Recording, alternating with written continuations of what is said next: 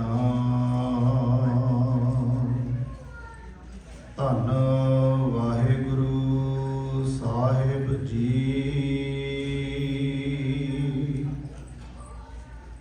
ਫਰੀਦਾ ਜੇ ਤੂੰ ਅਕਲ ਲਤੀਫ, ਕਾਲੇ ਲਿਖ ਨਾ ਲੇਖ।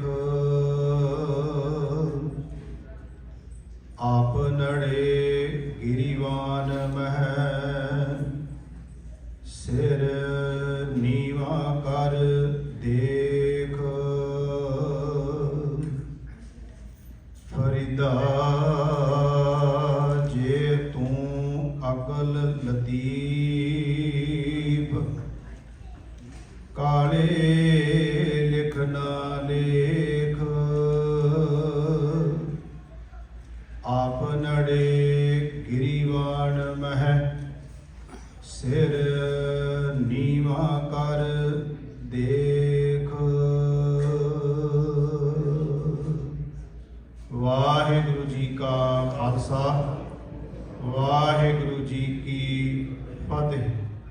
ਪਰਮ ਸਨਮਾਨਯੋਗ ਚਵਰ ਛਤਰ ਤਖਤ ਦੇ ਮਾਲਕ, ਜੁਗੋ ਜੁਗ ਅਟਲ, ਧੰਨ ਧੰਨ ਸਤਿਗੁਰੂ ਗੁਰੂ ਗ੍ਰੰਥ ਸਾਹਿਬ ਸੱਚੇ ਪਾਤਸ਼ਾਹ ਜੀ ਦੀ ਪਾਵਨ ਪਵਿੱਤਰ ਹਜ਼ੂਰੀ ਅੰਦਰ ਸੁਭਾਏਮਾਨ ਗੁਰੂ ਸਵਾਰੇ ਸਤਸੰਗੀ ਜਨੋ, ਸਤਿਗੁਰਾਂ ਨੇ ਰਹਿਮਤ ਬਖਸ਼ਿਸ਼ ਕੀਤੀ ਹੈ।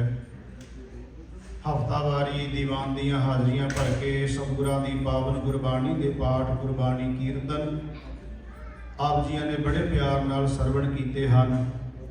ਚੱਲ ਰਹੀ ਲੜੀਵਾਰ ਕਥਾ ਸ਼ੇਖ ਬਾਬਾ ਫਰੀਦ ਜੀ ਦੇ ਸ਼ਲੋਕਾਂ ਦੀ। ਅੱਜ ਦਾ ਜੋ ਸ਼ਲੋਕ ਅਸੀਂ ਵਿਚਾਰਨਾ ਹੈ, ਇਹ ਲੜੀ ਨੰਬਰ ਦੇ ਵਿੱਚ 6ਵਾਂ ਨੰਬਰ ਹੈ। ਜਿਵੇਂ ਸਤਿਗੁਰੂ ਮਤ ਬੁੱਧ ਸੋਝੀ ਬਖਸ਼ਿਸ਼ ਕਰਨਗੇ, ਇਸ ਦੀ ਵਿਚਾਰ ਮੈਂ ਆਪ ਜੀ ਨਾਲ ਕਰਨ ਦਾ ਯਤਨ ਕਰਾਂਗਾ। ਆਓ ਸਾਧ ਸੰਗਤ, ਜਿਵੇਂ ਅਸੀਂ ਕਥਾ ਦੀ ਆਰੰਭਤਾ ਤੋਂ ਪਹਿਲਾਂ ਸਾਰੇ ਹੀ ਮਨ ਦੇ ਟਿਕਾਓ ਵਾਸਤੇ, ਇਕਾਗਰਤਾ ਦੇ ਵਾਸਤੇ ਸਤਿਗੁਰੂ ਮਹਾਰਾਜ ਜੀ ਦੇ ਚਰਨਾਂ ਦੇ ਵਿੱਚ ਆਪਣੇ ਮਨ ਨੂੰ ਜੋੜਨ ਲਈ ਯਤਨ ਕਰਦੇ ਹਾਂ। ਉਹਦੇ ਵਾਸਤੇ ਅਸੀਂ ਉਚਾਰਨ ਕਰਦੇ ਹਾਂ ਵਾਹਿਗੁਰੂ ਸ਼ਬਦ। ਕੋਈ ਰਸਨਾ ਵਾਂਝੀ ਨਾ ਰਹੇ, ਅਸੀਸ ਬਖਸ਼ੋ, ਮਨ ਦਾ ਟਿਕਾ ਤੇ ਇਕਾਗਰਤਾ ਬਣੇ। ਸਾਰੀ ਸੰਗਤ ਗੱਜ ਵੱਜ ਕੇ ਆਓ ਆਖੀਏ ਜੀ, ਸਤਨਾਮ ਸ਼੍ਰੀ ਵਾਹਿਗੁਰੂ ਜੀ। ਕਰੋ ਸਾਰੇ ਕਿਰਪਾ। ਸਤਨਾਮ ਸ਼੍ਰੀ ਵਾਹਿਗੁਰੂ ਜੀ। ਅੱਜ ਦੇ ਸ਼ਲੋਕ ਅੰਦਰ ਜੋ ਬਾਬਾ ਸਾਹਿਬ ਜੀ ਨੇ ਕਿਰਪਾ ਕੀਤੀ ਹੈ, ਪਹਿਲਾਂ ਅਸੀਂ ਅੱਖਰੀ ਅਰਥ ਦੇ ਜਿਵੇਂ ਹਰ ਵਾਰੀ ਵਿਚਾਰਦੇ ਹਾਂ, ਫਿਰ ਉਹਦੇ ਭਾਵ ਅਰਥ ਤੇ ਵਿਆਖਿਆ ਨਾਲ ਆਪਾਂ ਜੁੜਦੇ ਹਾਂ। ਪਹਿਲਾਂ ਅੱਖਰੀ ਅਰਥ ਵੇਖੀਏ ਸ਼ਬਦ ਦੇ। ਬਾਬਾ ਫਰੀਦ ਸਾਹਿਬ ਕਿਰਪਾ ਕਰ ਰਹੇ ਨੇ ਫਰੀਦਾ। ਫਰੀਦਾ ਤੋਂ ਭਾਵ ਹੋ ਗਿਆ ਬਾਬਾ ਫਰੀਦ ਸਾਹਿਬ ਜੀ ਆਪ ਖੁਦ ਉਚਾਰਨ ਕਰ ਰਹੇ ਨੇ। ਫਰੀਦਾ ਜੇ ਤੂੰ, ਇਹ ਅੱਜ ਵਾਲਾ ਸ਼ਲੋਕ ਵੀ ਆਪਣੇ ਤੇ ਟਿਕਾ ਕੇ ਲੈ ਰਹੇ ਨੇ ਬਾਬਾ ਫਰੀਦ ਸਾਹਿਬ ਜੀ। ਫਰੀਦਾ ਜੇ ਤੂੰ ਅਕਲ ਲਤੀਫ। ਜਿਹੜਾ ਲਤੀਫ ਸ਼ਬਦ ਹੈ ਨਾ, ਇਹਦੇ ਜਿਹੜੇ ਵਿਦਵਾਨਾਂ ਨੇ ਅਰਥ ਕੀਤੇ ਹੈ, ਲਤੀਫ ਦਾ ਮਤਲਬ ਹੈ ਬਹੁਤ ਸਿਆਣਾ, ਬਹੁਤ ਸੂਝਵਾਨ, ਬੜੀ ਬਰੀਕੀ ਵਾਲਾ, ਬਹੁਤ ਵਿਵੇਕ ਬੁੱਧ ਵਾਲਾ, ਹਰ ਗੱਲ ਨੂੰ ਨਿੱਕੀ ਨਿੱਕੀ ਨੂੰ ਵਿਚਾਰਨ ਵਾਲਾ, ਬਹੁਤ ਸਿਆਣਾ। ਬਾਬਾ ਫਰੀਦ ਸਾਹਿਬ ਜੀ ਕਹਿ ਰਹੇ ਨੇ ਫਰੀਦਾ ਜੇ ਤੂੰ ਅਕਲ ਲਤੀਫ, ਤੂੰ ਬਹੁਤ ਬਰੀਕ ਅਕਲ ਵਾਲਾ ਹੈ, ਬਹੁਤ ਸਿਆਣਾ ਹੈ। ਤੈਨੂੰ ਵਾਹਿਗੁਰੂ ਨੇ ਕਿਰਪਾ ਕੀਤੀ, ਮੱਤ ਬਹੁਤ ਸੋਹਣੀ ਬਖਸ਼ਿਸ਼ ਕੀਤੀ ਹੈ, ਤੇ ਫਿਰ ਆਹ ਕੰਮ ਨਾ ਕਰੀ। ਪਹਿਲਾਂ ਕਹਿੰਦੇ ਸਿਆਣਾ ਤੂੰ ਬਹੁਤ ਹੈ, ਅਕਲ ਵਾਲਾ ਤੂੰ ਬਹੁਤ ਹੈ, ਤੈਨੂੰ ਵਾਹਿਗੁਰੂ ਨੇ ਕਿਰਪਾ ਕੀਤੀ, ਸੋਝੀ ਬਹੁਤ ਬਖਸ਼ੀ ਹੈ, ਇੰਨਾ ਕੁਝ ਦਿੱਤਾ ਤੇ ਆਹ ਕੰਮ ਨਾ ਕਰੀ। ਉਹ ਕਿਹੜਾ? ਕਾਲੇ ਲਿਖ ਨਾ ਲੇਖ। ਕਾਲੇ ਲੇਖ ਨਾ ਲਿਖੀ ਤੂੰ। ਆਪਾਂ ਇਹਨੂੰ ਵਿਆਖਿਆ 'ਚ ਦੇਖਾਂਗੇ ਕਿ ਵੀ ਕੀ ਨੇ ਕਾਲੇ ਲੇਖ। ਪਹਿਲਾਂ ਅਸੀਂ ਅੱਖਰੀ ਅਰਥ ਦੇਖਣੇ ਨੇ। ਬਾਬਾ ਫਰੀਦ ਸਾਹਿਬ ਕਹਿੰਦੇ ਨੇ ਵੀ ਜੇ ਤੂੰ ਬੜੀ ਬਰੀਕ ਅਕਲ ਵਾਲਾ ਹੈ, ਬਹੁਤ ਤੈਨੂੰ ਵਿਵੇਕ ਬੁੱਧ ਮਿਲੀ ਹੈ, ਬਹੁਤ ਸਿਆਣਾ ਹੈ, ਬੜਾ ਤੂੰ ਸੂਝਵਾਨ ਹੈ, ਫਿਰ ਕਾਲੇ ਲੇਖ ਜਿਹੜੇ ਇਹ ਲਿਖੀ ਨਾ। ਫਰੀਦਾ ਜੇ ਤੂੰ ਅਕਲ ਲਤੀਫ, ਕਾਲੇ ਲਿਖ ਨਾ ਲੇਖ। ਇੱਕ ਕੰਮ ਕਰ ਜੇ ਤੂੰ ਸਿਆਣਾ, ਤੇ ਉਹ ਕਿਹੜਾ? ਆਪਨੜੇ ਗਿਰੀਵਾਨ ਮੈਂ। ਆਪਨੜਾ ਦਾ ਮਤਲਬ ਹੋ ਗਿਆ ਆਪਣੇ ਆਪ ਨੂੰ, ਗਿਰੀਵਾਨ ਕਹਿੰਦੇ ਬੁੱਗਲ ਨੂੰ। ਅੱਖਰੀ ਅਰਥ ਬੁੱਗਲ ਨੇ। ਕਦੀ ਭਾਵ ਅਰਥ ਅਸੀਂ ਅੱਗੇ ਜਾ ਕੇ ਦੇਖਾਂਗੇ ਵੀ ਕੀ ਭਾਵ ਇਹਦਾ ਕੀ ਹੈ। ਪਹਿਲਾਂ ਮੈਂ ਅੱਖਰੀ ਅਰਥ ਕਹਿ ਰਿਹਾ, ਇਹਦਾ ਮਤਲਬ ਹੋ ਗਿਆ ਆਪਣੀ ਬੁੱਕਲ ਵਿੱਚ ਸਿਰ ਨੀਵਾਂ। ਸਿਰ ਨੀਵਾਂ ਦਾ ਮਤਲਬ ਆਪਣੀ ਬੁੱਕਲ ਦੇ ਵਿੱਚ ਸਿਰ ਨੂੰ ਵਾੜ ਕੇ ਵੇਖ, ਜਿਹੜਾ ਤੂੰ ਉੱਤੇ ਕੱਪੜਾ ਲਿਆ ਹੈ, ਝੁੰਡ ਵਲਿਆ ਹੋਇਆ ਹੈ, ਕੋਈ ਲੋਹੀ ਦੀ ਬੁੱਕਲ ਮਾਰੀ ਹੈ, ਉਹਦੇ ਵਿੱਚ ਆਪਣਾ ਸਿਰ ਪਾ ਲੈ ਤੇ ਸਿਰ ਅੰਦਰ ਪਾ ਕੇ ਉਸ ਬੁੱਕਲ ਵਿੱਚ ਸਿਰ ਨੂੰ ਨੀਵਾਂ ਕਰਕੇ ਬੁੱਕਲ ਵਿੱਚ ਵੇਖ ਵੀ ਕੀ ਹੈ। ਇਹਦੇ ਅੱਖਰੀ ਅਰਥ ਹੋ ਗਏ। ਫਿਰ ਸ਼ਬਦ ਇੱਕ ਵਾਰ ਦੇਖਿਓ, ਫਰੀਦਾ ਜੇ ਤੂੰ ਅਕਲ ਲਤੀਫ ਕਾਲੇ ਲਿਖ ਨਾ ਲੇਖ, ਆਪਨੜੇ ਗਿਰੀਵਾਨ ਮੈਂ ਸਿਰ ਨੀਵਾਂ ਕਰ ਦੇਖ। ਅਰਥ ਹੋ ਗਿਆ ਵੀ ਜੇ ਤੂੰ ਬਹੁਤ ਸਿਆਣਾ ਹੈ, ਬੜੀ ਸੂਝ-ਬੂਝ ਵਾਲਾ, ਬੜੀ ਅਕਲ ਵਾਲਾ ਹੈ ਤੇ ਕਾਲੇ ਲੇਖ ਨਾ ਲਿਖੀ, ਆਪਣੇ ਅੰਦਰ ਝਾਤੀ ਮਾਰ ਕੇ ਦੇਖ ਵੀ ਤੂੰ ਕੀ ਹੈ। ਇਹਦੇ ਹੋ ਗਏ ਅੱਖਰੀ ਅਰਥ। ਹੁਣ ਗੁਰੂ ਗ੍ਰੰਥ ਸਾਹਿਬ ਦੀ ਬਾਣੀ ਚੋਂ ਅਸੀਂ ਦੀ ਵਿਆਖਿਆ ਲੈਣੀ ਹੈ। ਪਹਿਲੀ ਗੱਲ ਤੇ ਜਿਹੜਾ 3 ਚੀਜ਼ਾਂ ਦੀ ਲੋੜ ਹੁੰਦੀ ਹੈ ਬੰਦੇ ਨੂੰ ਕੁਝ ਲਿਖਣ ਵਾਸਤੇ। ਪਹਿਲਾ ਹੁੰਦਾ ਕਲਮ ਦੀ ਲੋੜ ਪੈਂਦੀ ਹੈ, ਫਿਰ ਉਹਨੂੰ ਦਵਾਤ ਦੀ ਲੋੜ ਪੈਂਦੀ ਹੈ, ਸ਼ਾਹੀ ਕਹਿ ਲਓ। ਤੀਸਰੀ ਗੱਲ ਹੁੰਦੀ ਹੈ ਕਾਗਜ਼ ਦੀ, ਜਿਹਦੇ ਤੇ ਲਿਖਣਾ ਹੈ। 3 ਚੀਜ਼ਾਂ ਦੀ ਜ਼ਰੂਰਤ ਪੈਂਦੀ ਬੰਦੇ ਨੂੰ। ਫਿਰ ਦੇਖਿਓ, ਜੇ ਕਲਮ ਚਾਹੀਦੀ ਹੈ, ਉਹਦੇ ਨਾਲ ਫਿਰ ਉਹਨੂੰ ਸ਼ਾਹੀ ਚਾਹੀਦੀ ਹੈ। ਸ਼ਾਹੀ ਤੋਂ ਬਾਅਦ ਜਿਹਦੇ ਤੇ ਲਿਖਣਾ ਉਹ ਚੀਜ਼ ਚਾਹੀਦੀ ਹੈ, ਕੋਈ ਕਾਗਜ਼ ਦਾ ਟੁਕੜਾ ਚਾਹੀਦਾ, ਕੋਈ ਲੱਕੜ ਦੀ ਪੱਟੀ ਚਾਹੀਦੀ ਹੈ, ਕੁਝ ਵੀ ਉਹਨੂੰ ਚਾਹੀਦਾ ਜਿਹਦੇ ਤੇ ਲਿਖਣਾ ਹੈ। ਇਹ 3 ਚੀਜ਼ਾਂ ਦੀ ਬੰਦੇ ਨੂੰ ਜ਼ਰੂਰਤ ਪੈਂਦੀ ਹੈ। ਉਹ ਦਿਨ ਕਿੱਡਾ ਵੱਡਾ ਭਾਗਾ ਵਾਲਾ ਹੋਵੇਗਾ ਜਿਸ ਦਿਨ ਬੰਦੇ ਨੇ ਆਪਣੇ ਹੱਥ ਵਿੱਚ ਕਲਮ ਫੜੀ ਹੋਵੇਗੀ ਤੇ ਕੁਝ ਲਿਖਣਾ ਸ਼ੁਰੂ ਕੀਤਾ ਹੋਏਗਾ। ਉਹ ਦਿਨ ਕਿੱਡਾ ਚੰਗਾ ਹੋਏਗਾ, ਕਿੱਡਾ ਉਸ ਦਿਨ ਬੰਦੇ ਨੂੰ ਕਿੰਨੀ ਖੁਸ਼ੀ ਆਈ ਹੋਵੇਗੀ ਜਿਸ ਦਿਨ ਉਹਨੇ ਹੱਥ ਵਿੱਚ ਕਲਮ ਫੜ ਕੇ ਕੁਝ ਲਿਖਿਆ ਹੋਏਗਾ। ਤੇ ਸੱਚਮੁੱਚ ਖੁਸ਼ੀ ਦਾ ਦਿਨ ਹੁੰਦਾ ਹੈ ਬੜਾ। ਅਸੀਂ ਬੱਚੇ ਨੂੰ ਸਕੂਲ ਭੇਜਦੇ ਆ ਨਾ, ਤੇ ਬੱਚਾ ਜਦੋਂ ਜਾਂਦਾ ਤੇ ਪਹਿਲੇ ਦਿਨ ਹੀ ਆਵੇ ਤੇ ਕੁਝ ਲਿਖਦਾ ਨਾ, ਭਾਵੇਂ ਉਹਨੇ ਅੱਖਰ ਟੇਢੇ ਮੇਢੇ ਹੀ ਲਿਖੇ ਹੋਣ, ਕਿੰਨੀ ਖੁਸ਼ੀ ਹੁੰਦੀ ਪਰਿਵਾਰ ਦੇ ਜੀਆਂ ਨੂੰ, ਸਾਰਿਆਂ ਨੂੰ ਵਿਖਾਉਂਦਾ ਉਹ। ਫਿਰ ਆਪਾਂ ਸਾਰੇ ਇੱਕ ਦੂਜੇ ਨੂੰ ਵਿਖਾਉਂਦੇ ਆ, ਦੇਖੋ ਅੱਜ ਬੱਚਾ ਗਿਆ ਪਹਿਲੇ ਦਿਨ ਹੀ, ਅੱਜ ਨੇ ਆ ਵੇਖੋ ਲਿਖਿਆ, ਭਾਵੇਂ ਟੇਢਾ ਮੇਢਾ ਲਿਖਿਆ, ਕਹਿੰਦੇ ਵੇਖੋ ਨੂੰ ਲਿਖਣ ਦੀ ਜਾਚ ਆ ਗਈ ਹੈ ਬੱਚੇ ਨੂੰ, ਇਹਨੂੰ ਲਿਖਣਾ ਆ ਗਿਆ। ਸੋਹਣਾ ਲੱਗਦਾ ਲਿਖਣਾ ਹੋਇਆ ਬੰਦੇ ਨੂੰ, ਬੱਚੇ ਨੂੰ। ਉਹ ਜਦੋਂ ਲਿਖਦਾ ਤੇ ਚੰਗਾ ਲੱਗਦਾ ਹੈ। ਮੈਂ ਜਿਹੜੀ ਬੇਨਤੀ ਕਰਨ ਲੱਗਿਆ, 3 ਚੀਜ਼ਾਂ ਦੀ ਜ਼ਰੂਰਤ ਪੈਂਦੀ ਹੈ। ਸ਼ਾਹੀ ਚਾਹੀਦੀ ਹੈ, ਕਲਮ ਚਾਹੀਦੀ ਹੈ, ਦਵਾਤ ਚਾਹੀਦੀ ਹੈ, ਲਿਖਣ ਵਾਸਤੇ ਕਾਗਜ਼ ਚਾਹੀਦਾ ਹੈ। 3 ਚੀਜ਼ਾਂ ਤੋਂ ਬਾਅਦ ਫਿਰ ਬੰਦੇ ਨੇ ਜੋ ਲਿਖਣਾ ਉਹਦੀ ਸੁਰਤ ਮੁਤਾਬਕ ਵੀ ਉਹ ਲਿਖ ਕੀ ਰਿਹਾ ਹੈ। ਕਾਲੇ ਲਿਖਣਾ ਲੇਖ। ਹੁਣ ਆਪਾਂ ਦੇਖੀਏ, ਬਾਬਾ ਫਰੀਦ ਸਾਹਿਬ ਜੀ ਕਹਿੰਦੇ ਨੇ, ਦੇਖ ਪਰਮਾਤਮਾ ਵਾਹਿਗੁਰੂ ਨੇ ਕਿਰਪਾ ਕੀਤੀ, ਤੈਨੂੰ ਮਤ ਬੁੱਧ ਤੇ ਸੋਝੀ ਬਖਸ਼ਿਸ਼ ਕੀਤੀ ਹੈ, ਤੇ ਜੋ ਤੂੰ ਲਿਖਣ ਲੱਗਿਆ ਨਾ, ਲਿਖਣ ਤੋਂ ਪਹਿਲਾਂ ਵੇਖ ਲਈ ਕੋਈ ਅੱਖਰ ਕਾਲਾ ਨਾ ਹੋਵੇ। ਕਾਲੇ ਦੇ ਅਸੀਂ ਯਾਰ ਭਾਵ ਅਰਥ ਦੇਖਦੇ ਆ, ਪਹਿਲਾਂ ਮੈਂ ਸਿਰਫ ਕਹਿ ਰਿਹਾ ਵੀ ਉਹ ਕਾਲੇ ਅੱਖਰ ਨਾ ਲਿਖੀ। ਬਾਬਾ ਫਰੀਦ ਸਾਹਿਬ ਜੋ ਕਹਿ ਰਹੇ ਨੇ, ਤੈਨੂੰ ਸੋਝੀ ਬੜੀ ਦਿੱਤੀ ਹੈ, ਸੂਝ-ਬੂਝ ਬੜੀ ਤੈਨੂੰ ਪਰਮਾਤਮਾ ਨੇ ਦਿੱਤੀ ਹੈ, ਤੇ ਅੱਖਰ ਉਹ ਨਾ ਲਿਖ ਦੇਵੀਂ ਜਿਹੜੇ ਅੱਖਰ ਲਿਖਣ ਤੋਂ ਬਾਅਦ ਤੈਨੂੰ ਸ਼ਰਮਿੰਦਿਆ ਹੋਣਾ ਪਵੇ। ਇਹਨੂੰ ਅਸੀਂ ਐਵੇਂ ਲੈਣਾ ਹੈ। ਉਹ ਅੱਖਰ ਨਾ ਲਿਖ ਦੇਵੀਂ ਜਿਸ ਅੱਖਰ ਕਰਕੇ, ਲਿਖਣ ਕਰਕੇ ਤੂੰ ਫੱਟੀ ਦਾ, ਕਾਗਜ਼ ਦਾ ਟੁਕੜਾ ਕਾਲਾ ਕਰਨ ਤੋਂ ਬਾਅਦ ਆਪਣਾ ਮੂੰਹ ਨਾ ਕਾਲਾ ਕਰਵਾ ਲਵੀਂ।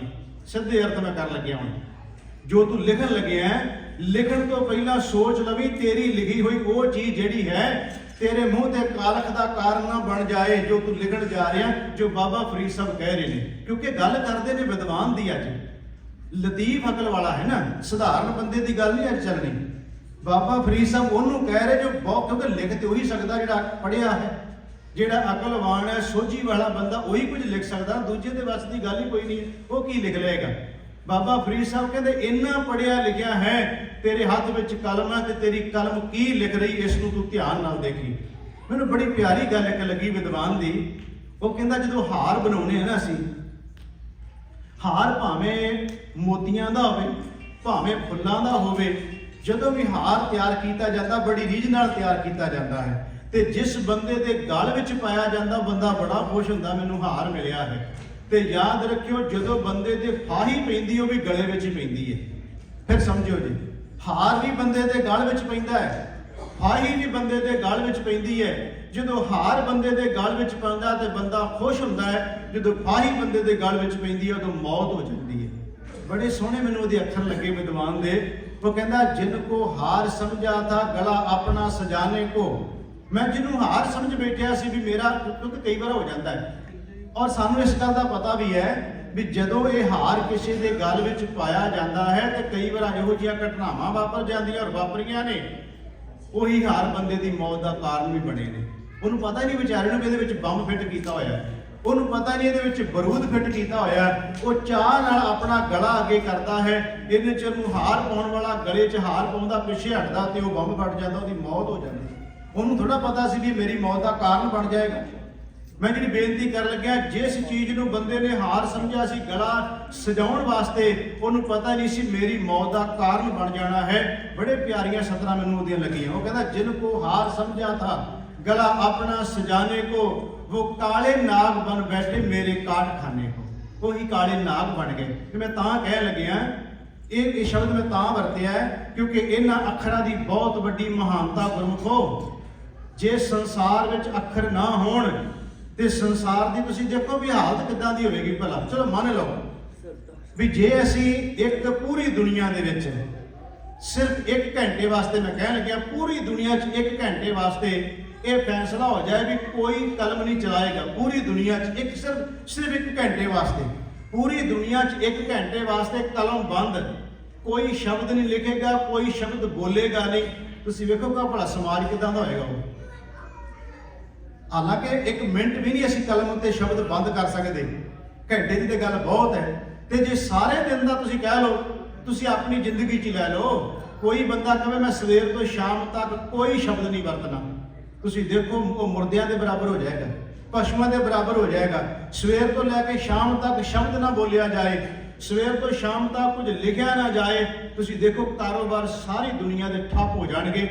ये चीज़ों की बड़ी वड्डी मानता, क्योंकि जो अज बाबा फरीद साहब कह रहे हैं ना, मैं तां इहनूं जो बार बार वेख रहा शब्द नूं भी जिहड़ा बाबा फरीद साहब कहते हैं, पिछे बड़ियां डूंघियां रमजां ने गुरमुखो। ये जिहड़ी अकल लतीफ की गल की, क्योंकि अकल लतीफ वालियां ने साडे फाही पाई है, दूजियां ने तो पाई नहीं। हुण जिन्ना इतिहास लिखिया है अनपढ़ बंदियां ते नहीं लिखिया, असीं कहने विद्वानां ने लिखिया, लतीफ अकल वालियां लिखिया है, पर उन्होंने लिखण वालियां जो इहो जिहियां गल्लां विच लिख दित्तियां जिहड़ियां स्टेज ते नहीं बोलियां जा सकदियां, वो फाही का काम ही फिर बन गया ना। पग्गां लवाउण का कारण की बनिया? अज गुरुद्वारियां च पग्गां क्यों लै रहीआं ने? वो पग्गां लैण का कारण है कि काले लेख लिखे गए ने।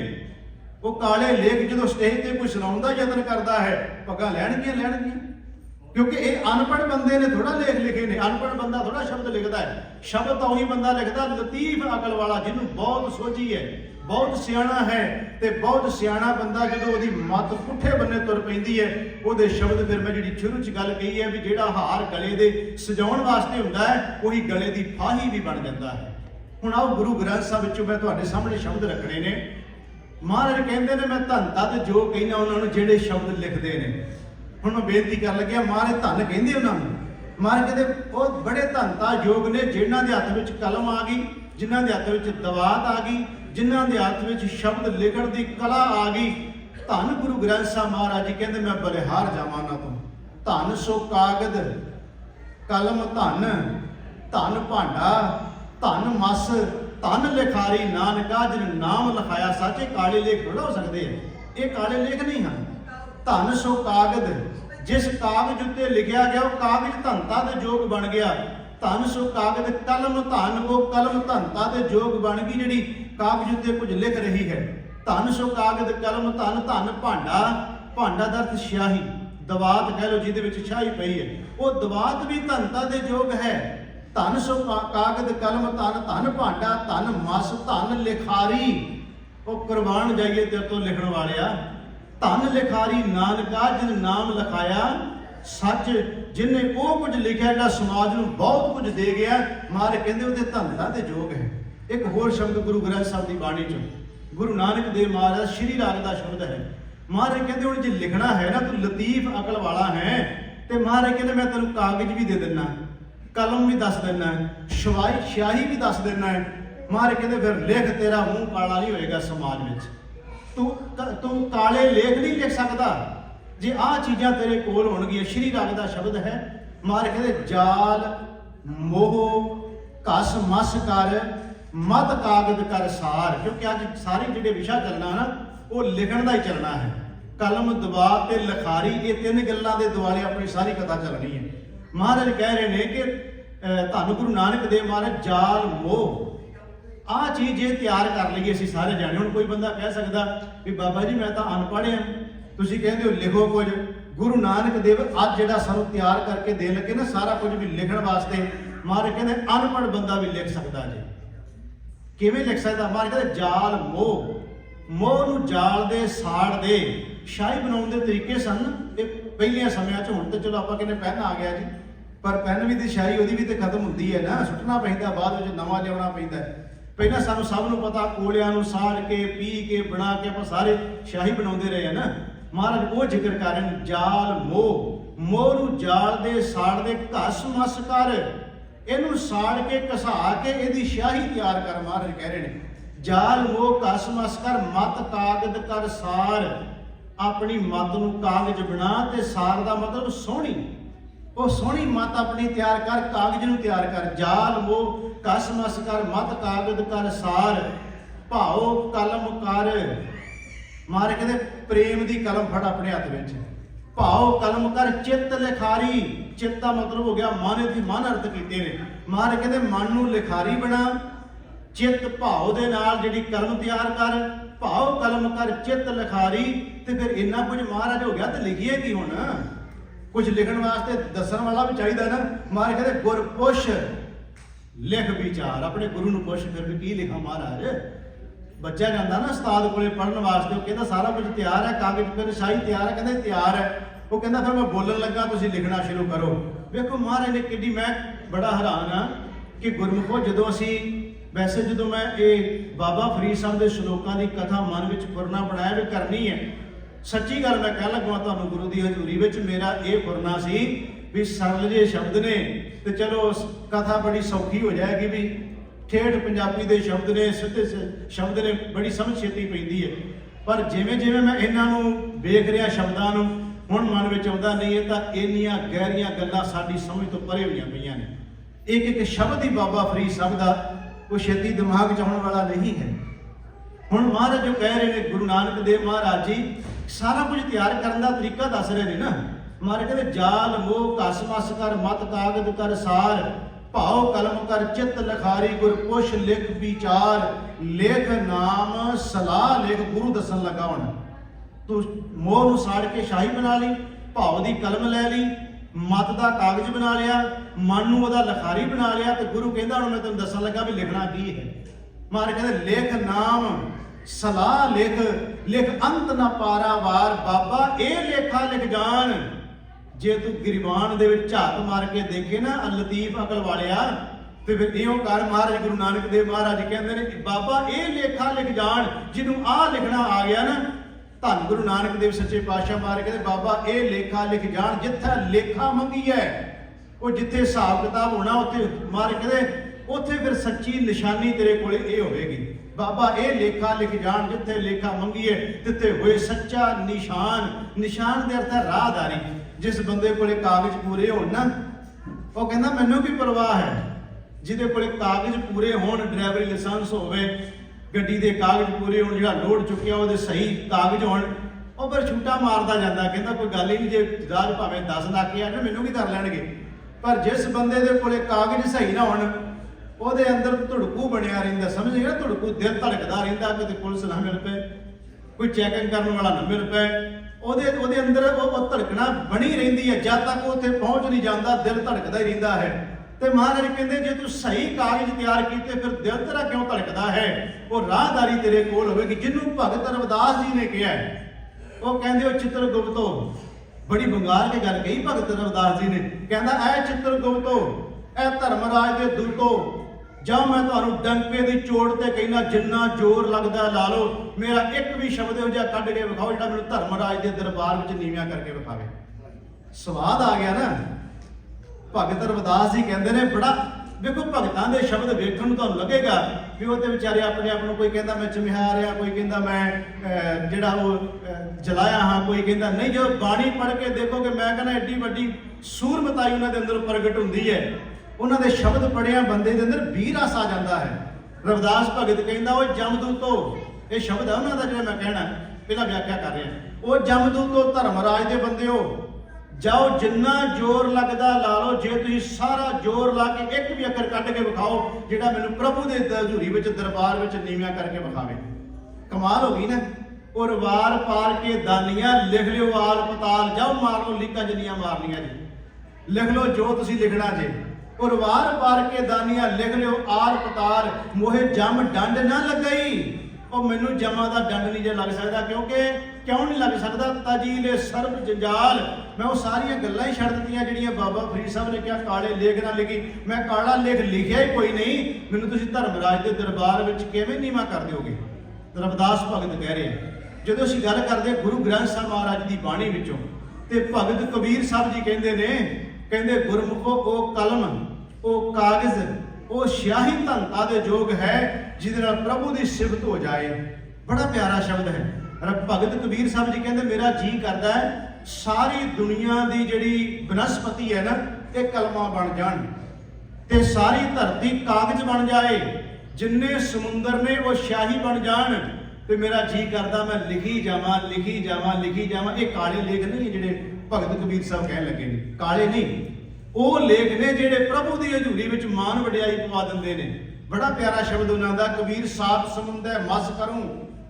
ਸਾਤ ਸਮੁੰਦਰ ਦਾ ਮਤਲਬ ਹੋ ਗਿਆ ਸੱਤ ਸਮੁੰਦਰ, ਮਸ ਮੈਨੇ ਹੋ ਗਿਆ ਸਿਆਹੀ। ਕਬੀਰ ਸਾਤ ਸਮੁੰਦਰ ਮਸ ਕਰੂੰ, ਕਲਮ ਕਰੂੰ ਬਨ ਰਾਏ, ਬਸਦਾ ਕਾਗਜ਼ ਜੋ ਕਰੂੰ, ਬਸਦਾ ਮੈਨੇ ਧਰਤੀ, ਸਾਰੀ ਧਰਤੀ ਕਾਗਜ਼ ਬਣਾ ਲਵਾਂ, ਹਰ ਜਸ ਲਿਖਣ ਨਾ ਜਾਏ। ਇਹ ਹੈ ਲਤੀਫ ਅਕਲ ਵਾਲੇ।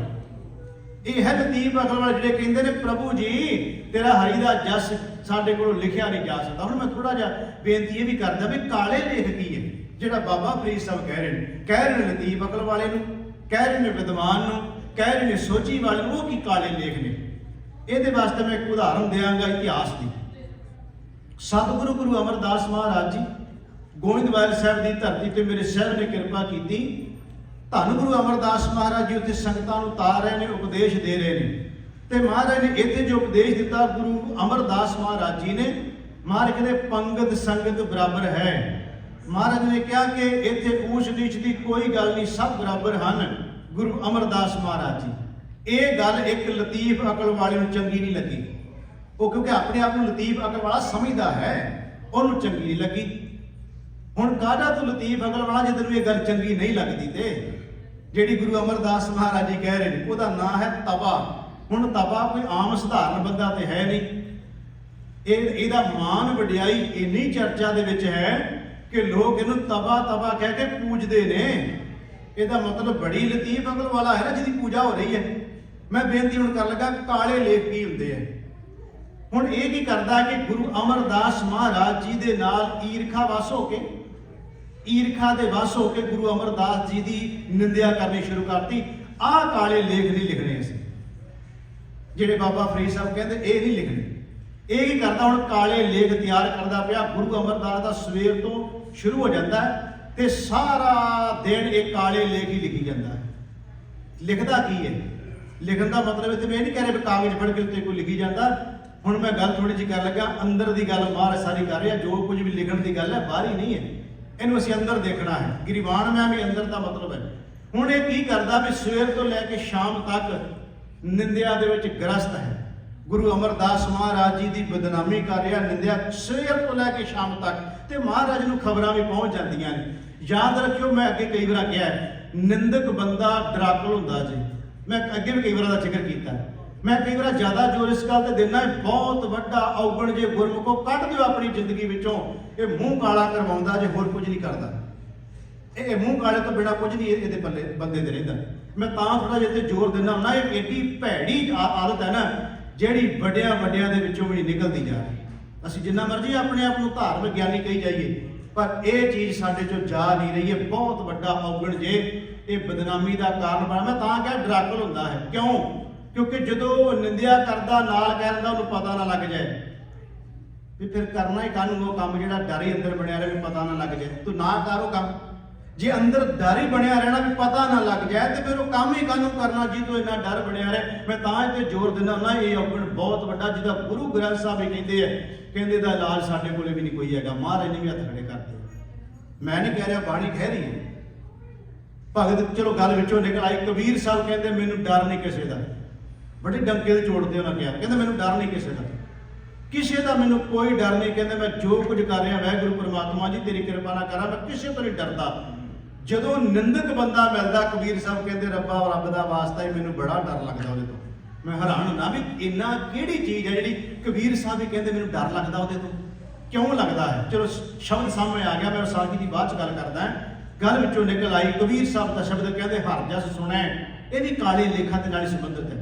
हर जस सुने ना हर गुण गावै, बातन ही आसमान गरावै, ऐसे लोगन स्यों क्या कहिए, जो प्रभ किए भगत बाज, तिन ते सदा डराने रहिए। कबीर साहब कहते मैनूं बड़ा डर लगदा उहदे तों, तिन ते सदा डराने रहिए। क्यों डर लगदा? कहते आप ना दे चुरू भर पानी, तै निंदै जै गंगा आनी। काले लेख लिखदा पिया, मैं तां डरदा उहदे तों।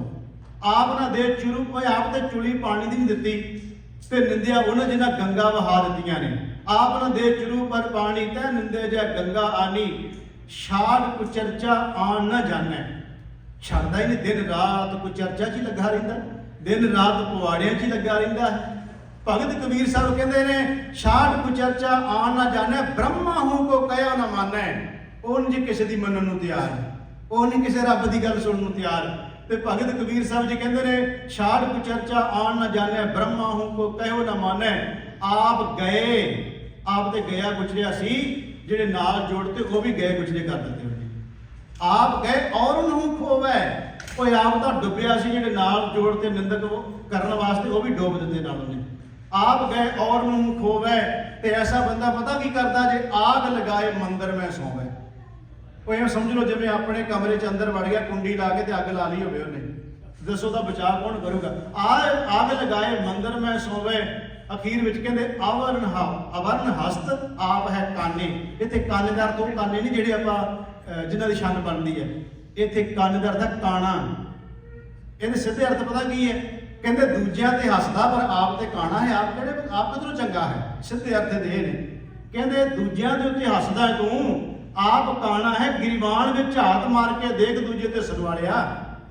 ਕਹਿ ਕਬੀਰ ਸਾਹਿਬ ਜੀ ਕਹਿੰਦੇ ਅਵਰਨ ਹਸਤ ਆਪ ਹੈ ਕਾਨੇ, ਤਿੰਨ ਕੋ ਦੇਖ ਕਬੀਰ ਲਜਾਨੇ। ਕਬੀਰ ਸਾਹਿਬ ਕਹਿੰਦੇ ਉਹਨੂੰ ਵੇਖ ਕੇ ਤੇ ਮੈਨੂੰ ਆਪਣੇ ਆਪ ਨੂੰ ਸ਼ਰਮ ਹੀ ਆਉਂਦੀ ਹੈ। ਲਜਾਨੇ ਦਾ ਮਤਲਬ ਲੱਜਾ, ਸ਼ਰਮ। ਖੈਰ ਮੈਂ ਜਿਹੜੀ ਬੇਨਤੀ ਕਰ ਰਿਹਾ ਸੀ, ਇਹ ਦਿਨ ਰਾਤ ਕਾਲੇ ਲੇਖ ਲਿਖਦਾ ਪਿਆ ਤਪਾ। ਗੁਰੂ ਅਮਰਦਾਸ ਮਹਾਰਾਜ ਜੀ ਕੋਲੇ ਖਬਰ ਪਹੁੰਚ ਗਈ ਕਿ ਮਹਾਰਾਜ ਇਹ ਦਿਨ ਸਵੇਰ ਤੋਂ ਲੈ ਕੇ ਸ਼ਾਮ ਤੱਕ ਜੋ ਕੁਝ ਕਰ ਰਿਹਾ ਹੈ, ਮਹਾਰਾਜ ਤੁਹਾਡੀ ਦਿਨ ਰਾਤ ਨਿੰਦਿਆ 'ਚ ਲੱਗਾ ਰਹਿੰਦਾ ਹੈ। ਗੁਰੂ ਅਮਰਦਾਸ ਮਹਾਰਾਜ ਕਹਿੰਦੇ ਆਪਣਾ ਆਪ ਬਰਬਾਦ ਕਰ ਰਿਹਾ ਹੈ, ਕਾਲੇ ਲਿਖ ਲਿਖਦਾ ਪਿਆ ਹੈ। ਪਰ ਗੁਰੂ ਅਮਰਦਾਸ ਮਹਾਰਾਜ ਕਹਿੰਦੇ ਚਲੋ ਭਲਾ ਹੀ ਕਰ ਦਈਏ ਉਹਦਾ, ਪਰ ਭਲਾ ਕਰਵਾਉਣਾ ਨਹੀਂ ਚਾਹੁੰਦਾ। ਜੇ ਕਰਨਾ ਵੀ ਚਾਹੇ ਗੁਰੂ ਤੇ ਤਾਂ ਵੀ ਨਹੀਂ ਕਰਵਾਉਣਾ ਚਾਹੁੰਦੇ ਅਸੀਂ। ਮਹਾਰਾਜ ਕਹਿੰਦੇ ਤਰੀਕਾ ਕੀ ਲੱਭਿਆ ਮਹਾਰਾਜ ਨੇ? ਮਹਾਰਾਜ ਕਹਿੰਦੇ ਵੀ ਜਿਹੜਾ ਲੰਗਰ ਕੱਲ ਨੂੰ ਤਿਆਰ ਹੋਣਾ ਨਾ, ਤੇ ਸਾਰੇ ਇਹ ਗੁਰੂ ਗ੍ਰੰਥ ਸਾਹਿਬ ਵਿੱਚੋਂ ਮੈਂ ਕਹਿਣ ਲੱਗਿਆ ਕਿ ਮੈਂ ਇਹ ਤੁਹਾਨੂੰ ਸ਼ਬਦ ਵੀ ਸੁਣਾਵਾਂਗਾ, ਪਹਿਲਾਂ ਉਹਦੀ ਵਿਆਖਿਆ ਕਰ ਰਿਹਾ ਮੈਂ। ਇਹ ਸਾਖੀ ਦੇ ਨਾਲ ਗੁਰੂ ਦਾ ਸ਼ਬਦ ਹੈ, ਗੁਰੂ ਗ੍ਰੰਥ ਸਾਹਿਬ ਮਹਾਰਾਜ ਦਾ, ਗੁਰੂ ਰਾਮਦਾਸ ਜੀ ਦਾ। ਮਹਾਰਾਜ ਕਹਿੰਦੇ ਨੇ ਕਿ ਇਦਾਂ ਕਰੋ ਵੀ ਇਹ ਢੰਡੋਰਾ ਦੇ ਦਿਓ, ਕੱਲ ਨੂੰ ਲੰਗਰ ਤਿਆਰ ਹੋਣਾ ਤੇ ਸਾਰੇ ਲੰਗਰ ਛਕਣ ਆਇਓ ਜੇ, ਤੇ ਜਿਹੜਾ ਲੰਗਰ ਛਕਣ ਆਏਗਾ ਇੱਕ ਇੱਕ ਮੋਹਰ ਸੋਨੇ ਦੀ ਸਾਰਿਆਂ ਨੂੰ ਦਿਆਂਗੇ। ਮਹਾਰਾਜ ਨੇ ਜਦੋਂ ਕਿਹਾ, ਸਿੱਖਾਂ ਨੇ ਢੰਡੋਰਾ ਦੇ ਦਿੱਤਾ ਵੀ ਕੱਲ ਨੂੰ ਭਈ ਲੰਗਰ ਤਿਆਰ ਹੋਣਾ ਹੈ, ਜਿਹੜਾ ਲੰਗਰ ਛਕਣ ਆਏਗਾ, ਲੰਗਰ ਦਾ ਛਕਣਾ ਇੱਕ ਇੱਕ ਮੋਹਰ ਵੀ ਸੋਨੇ ਦੀ ਕੱਲ ਮਿਲੇਗੀ ਉਸ ਨੂੰ। ਹੁਣ ਹੋਇਆ ਕਿ ਸਾਰੇ ਜਾਣੇ ਆਉਣੇ ਸ਼ੁਰੂ ਹੋ ਗਏ, ਜਿਹੜੇ ਨਹੀਂ ਵੀ ਸੀ ਆਉਂਦੇ ਉਹ ਵੀ ਆਉਣ ਲੱਗ ਪਏ। ਇਹ ਹੁਣ ਜਿਹੜਾ ਕਾਲੇ ਲਿਖ ਲਿਖਦਾ ਸੀ ਨਾ ਸਵੇਰ ਤੋਂ ਸ਼ਾਮਾਂ ਤੱਕ, ਗੁਰੂ ਅਮਰਦਾਸ ਦੀ ਨਿੰਦਿਆ ਵਿੱਚ ਲੱਗਾ ਸੀ, ਇਹ ਸੋਚਦਾ ਵੀ ਹੁਣ ਕੀ ਕਰਾਂ ਮੈਂ। ਇੱਕ ਬੰਨੇ ਮਨ ਕਹਿੰਦਾ ਵੀ ਚਲਿਆ ਜਾ, ਸੋਨੇ ਦੀ ਮੋਹਰ ਹੀ ਮਿਲ ਜੂ। ਦੂਜੇ ਬੰਨੇ ਮਨ ਕਹਿੰਦਾ ਜੇ ਉੱਥੇ ਚਲਿਆ ਗਿਆ ਲੋਕੀ ਕਹਿਣਗੇ ਜਿਹਦੀ ਬੁਕਤੋਈ ਕਰਦਾ ਅੱਜ ਉੱਥੇ ਆ ਕੇ ਬੈਠਾ, ਕੀ ਕਵਾਂਗਾ। ਉਹ ਕਹਿੰਦਾ ਵੀ ਇਦਾਂ ਕਰਦਾ, ਆਪ ਰਹਿਣ ਦੇਣਾ, ਪੁੱਤ ਨੂੰ ਭੁਲਾ ਦੇਣਾ, ਬੱਚੇ ਆਪਣੇ ਨੂੰ ਮੁੰਡੇ ਨੂੰ ਭੇਜ ਦੇਣਾ। ਪਰ ਜੇ ਮੁੰਡੇ ਨੂੰ ਭੇਜਿਆ ਲੋਕੀ ਕਹਿਣਗੇ ਤਪੇ ਦਾ ਮੁੰਡਾ ਆ ਗਿਆ। ਫਿਰ ਕਹਿੰਦਾ ਇਸ ਤਰ੍ਹਾਂ ਕਰਦਾ ਵੀ ਕੰਧ ਟਪਾ ਦੇਣਾ। ਇਹ ਗੁਰੂ ਗ੍ਰੰਥ ਸਾਹਿਬ ਦੀ ਬਾਣੀ 'ਚ ਸਾਰਾ ਕੁਝ ਲਿਖਿਆ ਹੈ, ਕੰਧ ਟਪਾ ਦੇਣਾ ਮੈਂ ਇਹਨੂੰ। ਫਿਰ ਉਹਨੂੰ ਕੰਧ ਟਪਾ ਕੇ ਕੀ ਕੀਤਾ ਵੀ ਉਹਨੂੰ ਲੰਗਰ ਵਾਲੇ ਬੰਨੇ ਕੰਧ ਟਪਾਈ, ਉਹ ਡਿੱਗਿਆ, ਉਹਦੇ ਚੋਟ ਲੱਗੀ, ਉਹਨੇ ਹਾਏ ਹਾਏ ਕੀਤਾ, ਸਾਰਿਆਂ ਨੂੰ ਪਤਾ ਲੱਗ ਗਿਆ ਵੀ ਕੌਣ ਹੈ, ਕੌਣ ਹੈ, ਪੁੱਛਣ ਲੱਗ ਪਏ, ਕਹਿੰਦੇ ਤਪੇ ਦਾ ਮੁੰਡਾ ਹੈ, ਤਪੇ ਨੇ ਆਪਣਾ ਪੁੱਤਰ ਭੇਜਿਆ ਹੈ। ਗੁਰੂ ਅਮਰਦਾਸ ਮਹਾਰਾਜ ਨੇ ਸਾਰਾ ਕੁਝ ਆਪਣੀਆਂ ਅੱਖਾਂ ਨਾਲ ਵੇਖਿਆ ਸੀ, ਤੇ ਅੱਖਾਂ ਨਾਲ ਵੇਖ ਕੇ ਗੁਰੂ ਰਾਮਦਾਸ ਮਹਾਰਾਜ ਜੀ ਨੇ ਜਦੋਂ ਗੁਰੂ ਬਣੇ, ਫਿਰ ਮਹਾਰਾਜ ਨੇ ਸ਼ਬਦ ਉਚਾਰਨ ਕੀਤਾ ਜੋ ਅੱਖਾਂ ਨਾਲ ਦੇਖਿਆ ਸੀ ਮਹਾਰਾਜ ਨੇ। ਉੱਥੇ ਫਿਰ ਮਹਾਰਾਜ ਲਿਖਦੇ ਨੇ ਗੁਰੂ ਰਾਮਦਾਸ ਮਹਾਰਾਜ ਜੀ, ਤਪਾ ਨਾ ਹੋਵੇ। ਇਹ ਤਪਾ ਨਹੀਂ ਜੇ ਕੋਈ ਅਕਲ ਲਤੀਫ ਵਾਲਾ ਨਹੀਂ ਹੈ। ਇਹ ਕਹਿੰਦਾ ਜ਼ਰੂਰ ਹੈ ਮੈਂ ਅਕਲ ਲਤੀਫ ਵਾਲਾ, ਪਰ ਹੈ ਨਹੀਂ ਇਹ। ਇਹਦੀ ਕੋਈ ਅਕਲ ਬਰੀਕ ਨਹੀਂ, ਕੋਈ ਇਹਦੀ ਵਿਵੇਕ ਬੁੱਧ ਨਹੀਂ ਜੇ। ਗੁਰੂ ਰਾਮਦਾਸ ਕਹਿੰਦੇ ਤਪਾ ਨਾ ਹੋਵੇ, ਇਹ ਤਪਾ ਨਹੀਂ ਜੇ। ਅੰਦਰੋਂ ਲੋਭੀ ਨਿਤ ਮਾਇਆ ਨੂੰ ਕਰੇ ਜਜਮਾਲਿਆ, ਅੱਗੋਂ ਦੇ ਸੱਦਿਆ देखो ਜਿਹੜੇ ਜਿਹੜੇ ਸ਼ਬਦ ਮਹਾਰਾਜ ਨੇ ਕਹੇ, ਅੱਗੋਂ ਦੇ ਸੱਦਿਆ। ਜਦੋਂ ਮਹਾਰਾਜ ਨੇ ਸੱਦਾ ਭੇਜਿਆ ਸੀ, ਆਇਆ ਨਹੀਂ ਹੈ।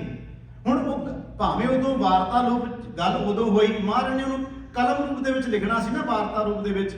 ਗੁਰੂ ਰਾਮਦਾਸ ਜੀ ਨੇ ਮਹਾਰਾਜ ਕਹਿੰਦੇ, ਤਪਾ ਨ ਹੋਵੇ ਅੰਦਰੋਂ ਲੋਭੀ ਨਿਤ ਮਾਇਆ ਨੂੰ ਫਿਰੇ ਜਜਮਾਲਿਆ, ਅੱਗੋਂ ਦੇ ਸੱਦਿਆ ਸੱਤਿਆ ਦੀ ਭਿਖਿਆ ਲੈ ਨਹੀਂ। ਇਹਦਾ ਮਤਲਬ ਹੋ ਗਿਆ, ਜੋ ਸੱਦਿਆ ਸੀ ਸਤਿਕਾਰ ਨਾਲ, ਪ੍ਰੇਮ ਨਾਲ, ਪਿਆਰ ਨਾਲ ਇਹਨੂੰ ਸੱਦਿਆ ਸੀ ਤੇ ਆਇਆ ਹੀ ਨਹੀਂ। ਅੱਗੋਂ ਦੇ ਸੱਦਿਆ ਸੱਤਿਆ ਦੀ ਭਿਖਿਆ ਲੈ ਨਹੀਂ, ਪਿਛੋਂ ਤੇ ਪਛਤਾਏ ਕਿ ਆਣ ਤਪੇ ਪੁੱਤ ਵਿੱਚ ਬਹਾਲਿਆ, ਲਿਆ ਕੇ ਪੰਗਤ ਵਿੱਚ ਬਿਠਾ ਦਿੱਤਾ। ਤਪਾ ਨ ਹੋਵੀ ਬਗਲਾ ਹੈ ਵੈ ਸਾਧ ਜਿੰਨਾ ਵਿਚਾਰਾ। ਮੈਂ ਵਿੱਚੋਂ ਵਿੱਚ ਤੁਕਾਂ ਕਹਿਣ ਲੱਗਿਆ। ਮਾਰ ਕਹਿੰਦੇ ਤਪਾ ਨਹੀਂ ਜੇ ਲਤੀਫ ਅਕਲ ਵਾਲਾ ਨਹੀਂ ਹੈ, ਇਹ ਬਗਲਾ ਹੈ। ਕਿਉਂ ਕਿਹਾ? ਕਿਉਂਕਿ ਸਤਿਗੁਰੂ ਮਹਾਰਾਜ ਜੀ ਕਹਿੰਦੇ, ਇਹ ਤਪਾ ਨਾ ਹੋਵੀ ਬਗਲਾ ਹੈ ਵੈ ਸਾਧ ਜਿੰਨਾ। ਪੰਜ ਲੋਕ ਸਭ ਹੱਸਣ ਲੱਗੇ। ਪੰਚ ਦਾ ਮਤਲਬ ਸਿਆਣੇ ਬੰਦੇ, ਪੰਜ ਸਿਆਣੇ ਨੂੰ ਕਹਿੰਦੇ, ਜਿਵੇਂ ਆਪਾਂ ਪਿੰਡਾਂ 'ਚ ਕਹਿੰਦੇ ਪੰਚ ਸਰਪੰਚ, ਸਿਆਣੇ ਬੰਦੇ। ਮਾਰ ਕਹਿੰਦੇ ਪੰਜ ਲੋਕ ਸਭ ਹੱਸਣ ਲੱਗੇ। ਉੱਥੇ ਲੋਕੀ ਹੱਸਣ ਲੱਗ ਪਏ। ਤਪਾ ਲੋਭ ਲੈ ਰਹਿ ਗਾਲਿਆ, ਜਿੱਥੇ ਧਨ ਥੋੜਾ ਵੇਖਿਆ ਤਿੱਥੇ ਤਪਾ ਭਿੱਟੇ ਨਹੀਂ। ਭਿੱਟੇ ਮੈਨੇ ਨੇੜੇ ਨਹੀਂ ਜਾਂਦਾ, ਨੇੜੇ ਨਹੀਂ ਗਿਆ। ਧਨ ਬਹੁਤਾ ਡਿੱਠਾ, ਤਪੇ ਧਰਮ ਹਾਰਿਆ। ਅੱਜ ਧਨ ਵੇਖ ਕੇ ਨਹੀਂ ਆਪਣਾ ਧਰਮ ਵੀ ਛੱਡ ਦਿੱਤਾ। ਫਿਰ ਅਗਲੀ ਗੱਲ, ਕਾਲੇ ਲੇਖ ਕੀ ਸੀ ਜਿਹੜਾ ਲਿਖਦਾ ਸੀ, ਉਹਦਾ ਮੈਂ ਜ਼ਿਕਰ ਕਰਨ ਲੱਗਿਆ। ਮਹਾਰਾਜ ਕਹਿੰਦੇ ਸਤਿਪੁਰਖ ਕੀ ਤਪਾ ਨਿੰਦਾ ਕਰੈ। ਆਹ ਸੀ ਕਾਲੇ ਲੇਖ ਜਿਹੜਾ ਲਿਖਦਾ ਸੀ। ਸਤਿਪੁਰਖ ਕੀ ਤਪਾ ਨਿੰਦਾ ਕਰੈ, ਸੰਸਾਰੇ ਕੀ ਉਸਤਤੀ ਵਿੱਚ ਹੋਵੇ। ਉਹ ਸੰਸਾਰ ਦੀ ਸਿਫਤ ਕਰ ਰਿਹਾ ਸੀ ਤੇ ਗੁਰੂ ਅਮਰਦਾਸ ਜੀ ਮਹਾਰਾਜ ਦੀ ਉਹ ਜਿਹੜੀ ਆ ਨਿੰਦਿਆ ਕਰ ਰਿਹਾ ਸੀ। ਇਹ ਕਾਲੇ ਲੇਖ ਲਿਖਦਾ ਪਿਆ ਸੀ। ਮਹਾਰਾਜ ਕਹਿੰਦੇ ਸਤਿਪੁਰਖ ਕੀ ਤਪਾ ਨਿੰਦਾ ਕਰੇ, ਸੰਸਾਰੇ ਕੀ ਉਸਤਤੀ ਵਿੱਚ ਹੋਵੇ। ਇਹ ਦੁੱਖ ਹੈ, ਇਹਦੇ ਕਾਰਨ ਕਰਕੇ ਉਹਦੀ ਆਤਮਿਕ ਮੌਤ ਹੋ ਗਈ। ਇਹ ਦੁੱਖ ਹੈ, ਤਪਾ ਦਈ ਮਾਰਿਆ। ਦਈ ਮੈਨੇ ਪਰਮਾਤਮਾ ਮਾਰਿਆ, ਮੈਨੇ ਆਤਮ ਮੌਤ ਹੋ ਗਈ। ਇਹਦਾ ਮਤਲਬ ਹੋ ਗਿਆ ਗੁਰੂ ਅਮਰਦਾਸ ਮਹਾਰਾਜ ਜੀ ਦੇ ਸਮੇਂ ਜੋ ਘਟਨਾ ਵਾਪਰੀ, ਗੁਰੂ ਰਾਮਦਾਸ ਨੇ ਜ਼ਿਕਰ ਕੀਤਾ। ਮਹਾਰਾਜ ਕਹਿੰਦੇ ਜੇ ਤੂੰ ਅਕਲ ਲਤੀਫ ਵਾਲਾ, ਫਿਰ ਕਾਲੇ ਲੇਖ ਛੱਡ ਦੇ ਆਪਣੀ ਜ਼ਿੰਦਗੀ 'ਚ।